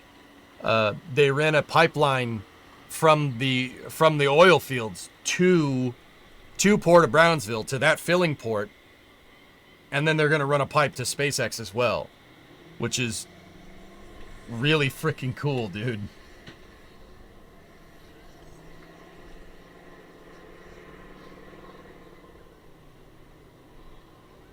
What about LOX and nitrogen? Nitrogen is inert, Graham. What about it? LNG is 3 times the price of regular natural gas, let alone cracking oil into LNG. Seems incredibly crude to you. Well, yeah, it starts as crude. I got you. Gotcha. Oh, you mean about how they're gonna move it there, Graham? I was like, dude, there's no way you don't know that. Sorry, that's on me. You can rip it out of with an air separator. They're gonna build an air separator. Ooh, nice truck. They're gonna build an air separator at Sanchez eventually.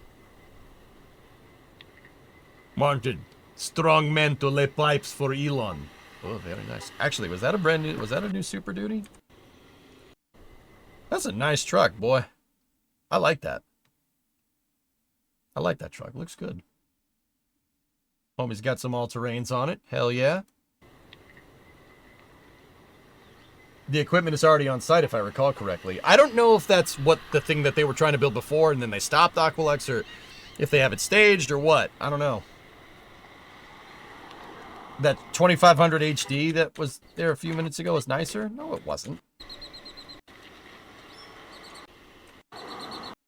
You want this piece of junk over a Super Duty? Over an F-350? What are you, nuts?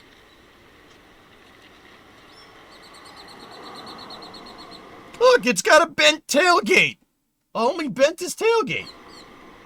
It's typical for Chevy owners. Sorry. Unfiltered EJ came out for a second there. Sorry. My bad.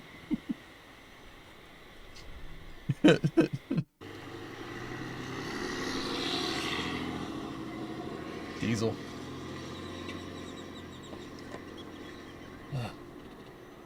That's called proof it actually does work. Yeah, the Super Duty was better. I'll take the Super Duty.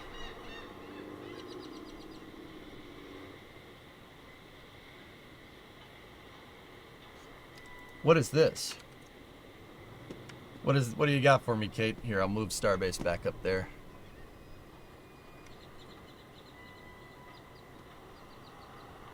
Stannis, our water system keeps it cool, even when things are heating up. During a hot fire, the Freday's test stand engine's combustion chamber reaches as high as 6,000 Fahrenheit. Its exhaust plume hits the test stand's J-shaped flame deflector. It's a flame bucket. It's a flame bucket, Stennis, Twitter intern. At 5,000 Fahrenheit and sends a cascade of shockwaves. It's a flame bucket, damn it. Ow.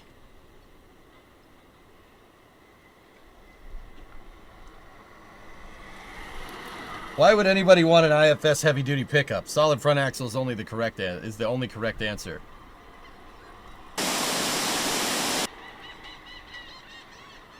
That's what Starship's pad's gonna do. Pad B is gonna do that before they fire it. It's gonna make a waterfall in the flame buckets.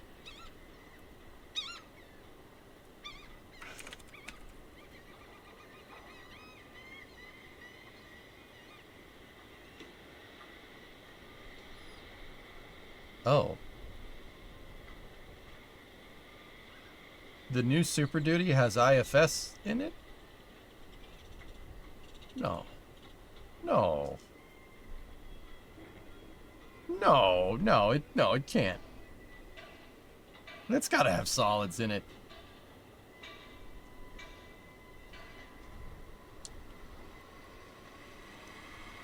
They're Luma Duties? The Super Duties are not made out of Super Duties are not made out of aluminum. They've been steel, if I'm remembering right. Independent front suspension. There's no way. Super Duties. F-150s, yeah. The new F-150s ain't F-150s, dude. Those are Ford Expeditions with a pickup bed in the back.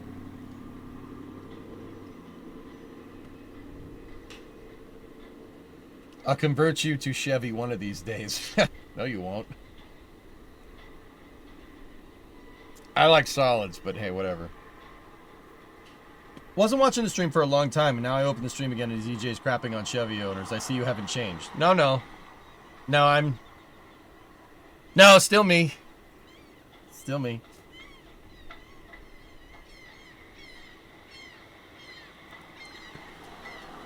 You shut your mouth to sue, dude. The new Super Duties went IFS. I don't know. You tell me, dude. I don't think they are. There's no way. An 01 Silverado? I don't mind 01 Silverados, Toothless. Those are great trucks. GMT 800s? One of the best trucks ever made. Yeah, I said it. Dude, it's got a 5.3 or an LS in it. You can't lose. Like, look, dude. Just because I like Ford doesn't mean I'm in denial. You know what I mean?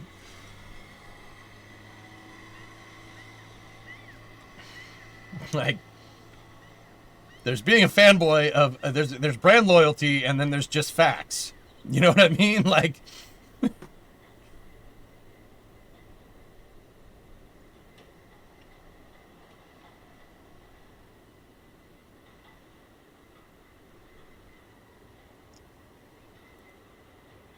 What's that, Baron?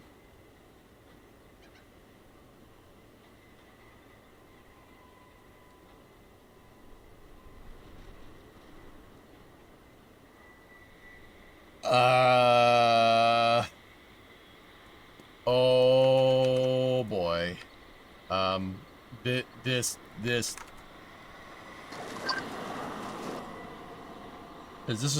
is a storm chasing stream?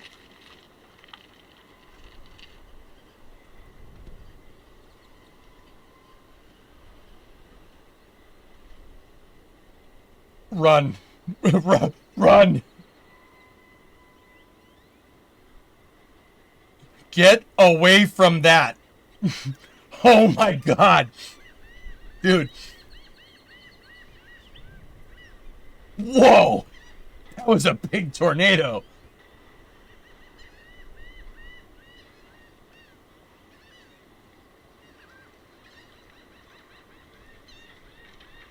That's live?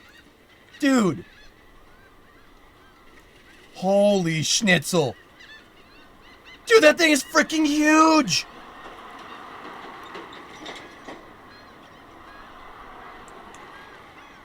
Connor? That's a big tornado. Oh my goodness. His job is to go towards it. Yeah, you're right. You know the camera adds 10 pounds. What does that even mean? And this is why I moved in February. Dude, look at the size of that damn thing. That thing is huge. That's a huge tornado. Oh my goodness.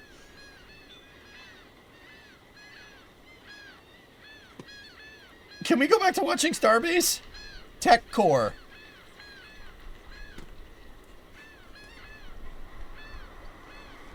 If it's a Ford, it'll be fine, yeah.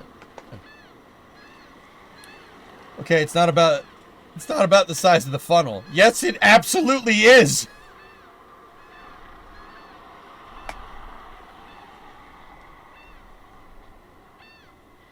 The homeboy went viral, dude. Look at that. Go, baby, go. Hey, EJ's streaming too. Look at that.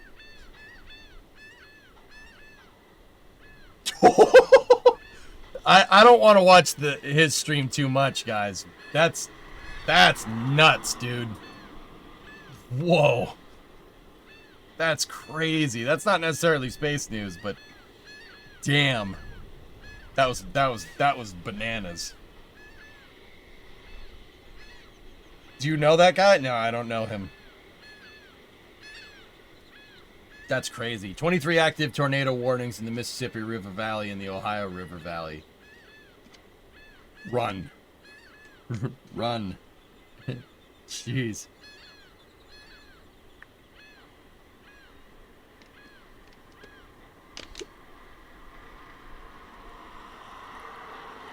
Earth News, yep. Yeah.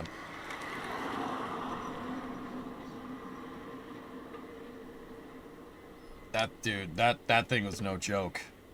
That's some Jim Cantori stuff right there, huh? Man. His name is Connor Croft. He's a 21-year-old storm chaser. 21, dude. Okay.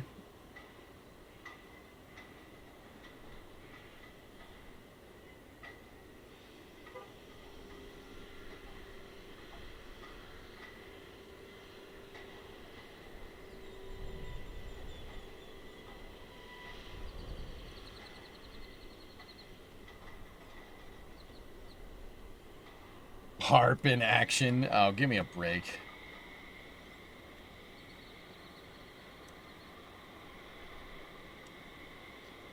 That Supercell is the monster?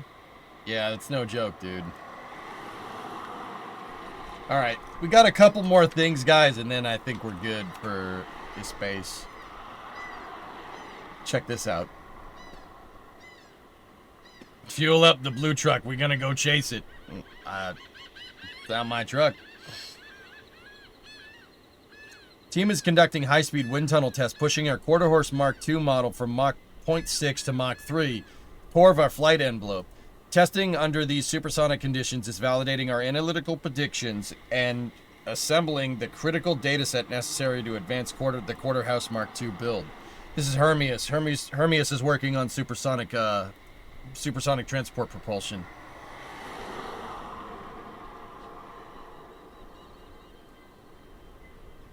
Nice.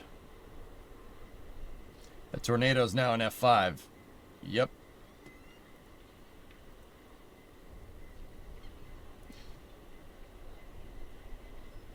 Crazy. Look at that thing. It looks like a D-21.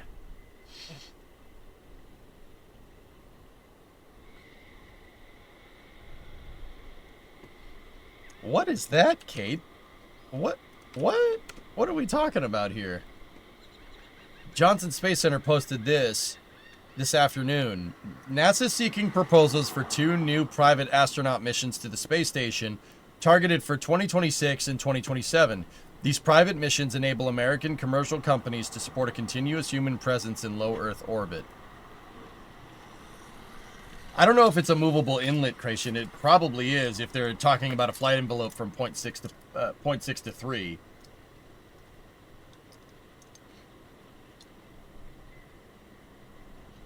Interesting. Interesting.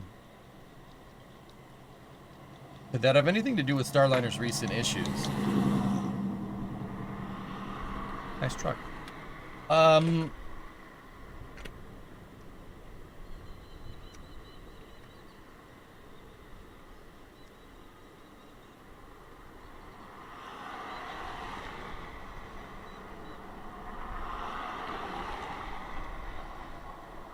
Dude. Connor's... Dude. Yo, be careful, man. Oh my goodness, wind is blowing his truck around.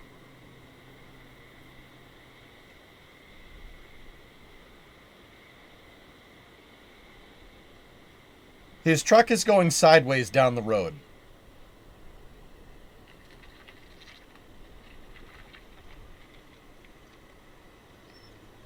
Dude, I'm not showing this. Dude, this is dangerous.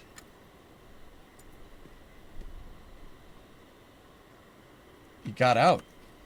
Link that guy. Here, you guys. The link's in chat, dudes. Oh, you know, he was going to check on somebody?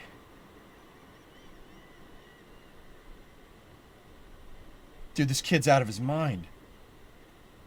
What are you doing, dude?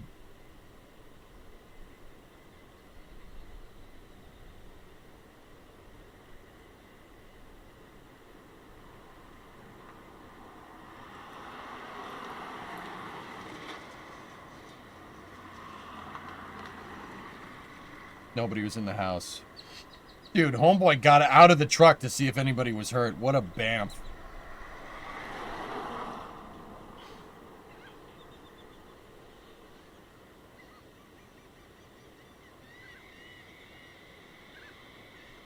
That's absurd, dude.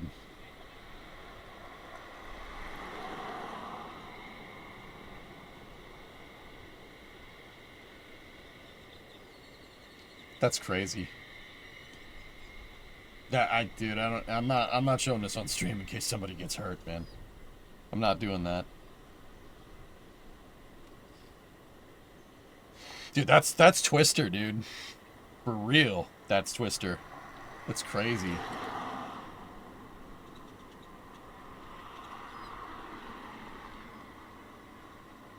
That's some real stuff right there, dudes.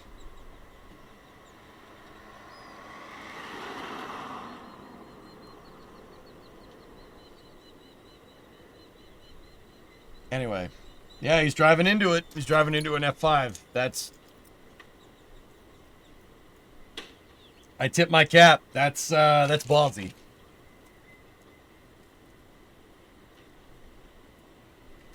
No idea why anybody would want to live there where that happens. Yep. He's obviously driving a GMC Sierra. I'll be quiet. I really hope they cut the power in that area. Yeah, me too, man.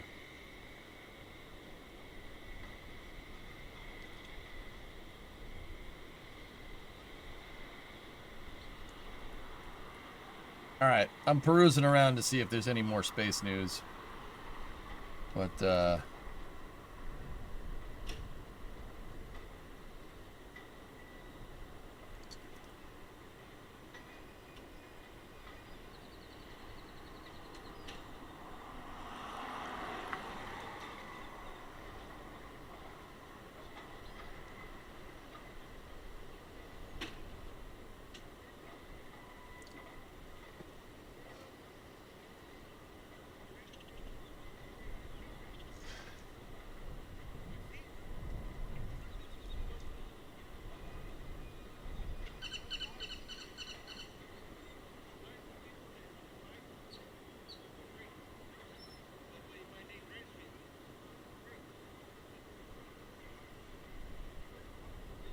it's an April Fool's joke, but he still replied.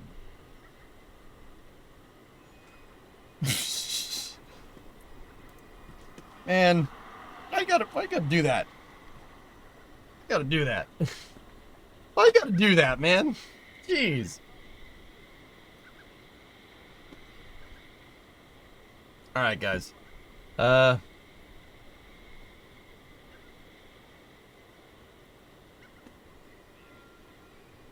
Yeah, I only saw one, Baron. Alright, dude, so, you guys want to play more Timberborn? You want to play more Timberborn?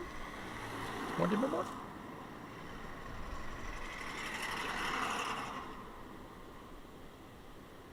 Alright, cool. That's going to do it for Space News. We're going to go into After Hours and play Timberborn for a little bit.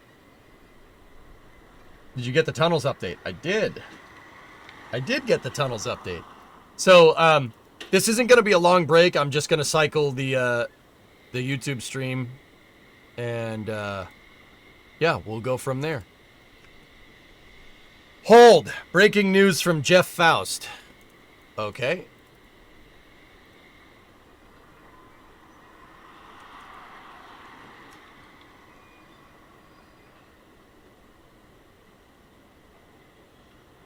Oh, yo. That is big news. Look. The Senate Commerce Committee will hold a confirmation hearing for Jared Isaacman, nominee for NASA Administrator, April 9th at 10 a.m. Eastern. I'll be here. We'll be here for that.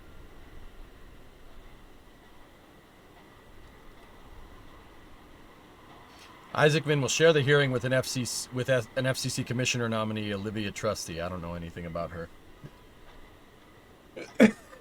Trey, there it is. There it is.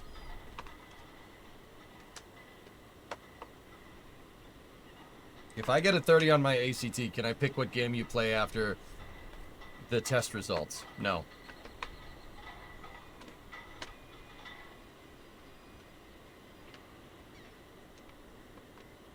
April 9th, I'll take it. Should have been April 12th. Just saying. I'll take April 9th. That's gonna be a crap show. They're gonna be on him so bad. I don't think so. I don't think it's gonna be as bad as you guys might think.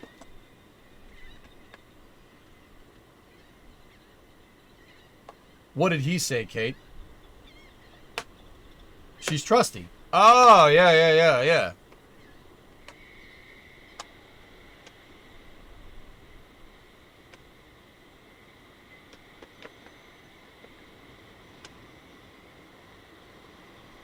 Have we heard anything from SpaceX? What are they going to do with the next flight? I think the next Starship flight is going to happen at the end of this month. I'm thinking somewhere in this week, right here. The week of the 28th through the 2nd of May. Right there. That's probably when that's going to happen. That's my guess, based off of what I've seen. Once again, that's always subject to change. That's just my opinion. We still have to get the anomaly investigation from Flight 8. So, my eternal wait is over. I'm so happy. Yeah, guys, I'm going to watch that Senate Commerce Committee, the confirmation hearing. We're watching it. We're watching it. It is very important. So, I'll admit, I don't think I've ever watched one of these before. Administrator confirmation with you guys. Either that or I don't remember watching Bill's, but maybe I did. I don't know. I think it's going to be amazing. The NASA administrator will fly his private jet from place to place whenever he wants to go places. Yeah. Yep. Bill's was nothing. He was always going to pass. Yeah, I think we did watch it. But anyway, all right, next week. That was the last bit of space news. A lot of people have left. I'll probably say that again for tomorrow's space news. But for now, let's jump into after hours. Timberborn? Give me 1 second to jog the stream, and then we'll go. I'll be back in, I don't know, a couple minutes. See you in a second.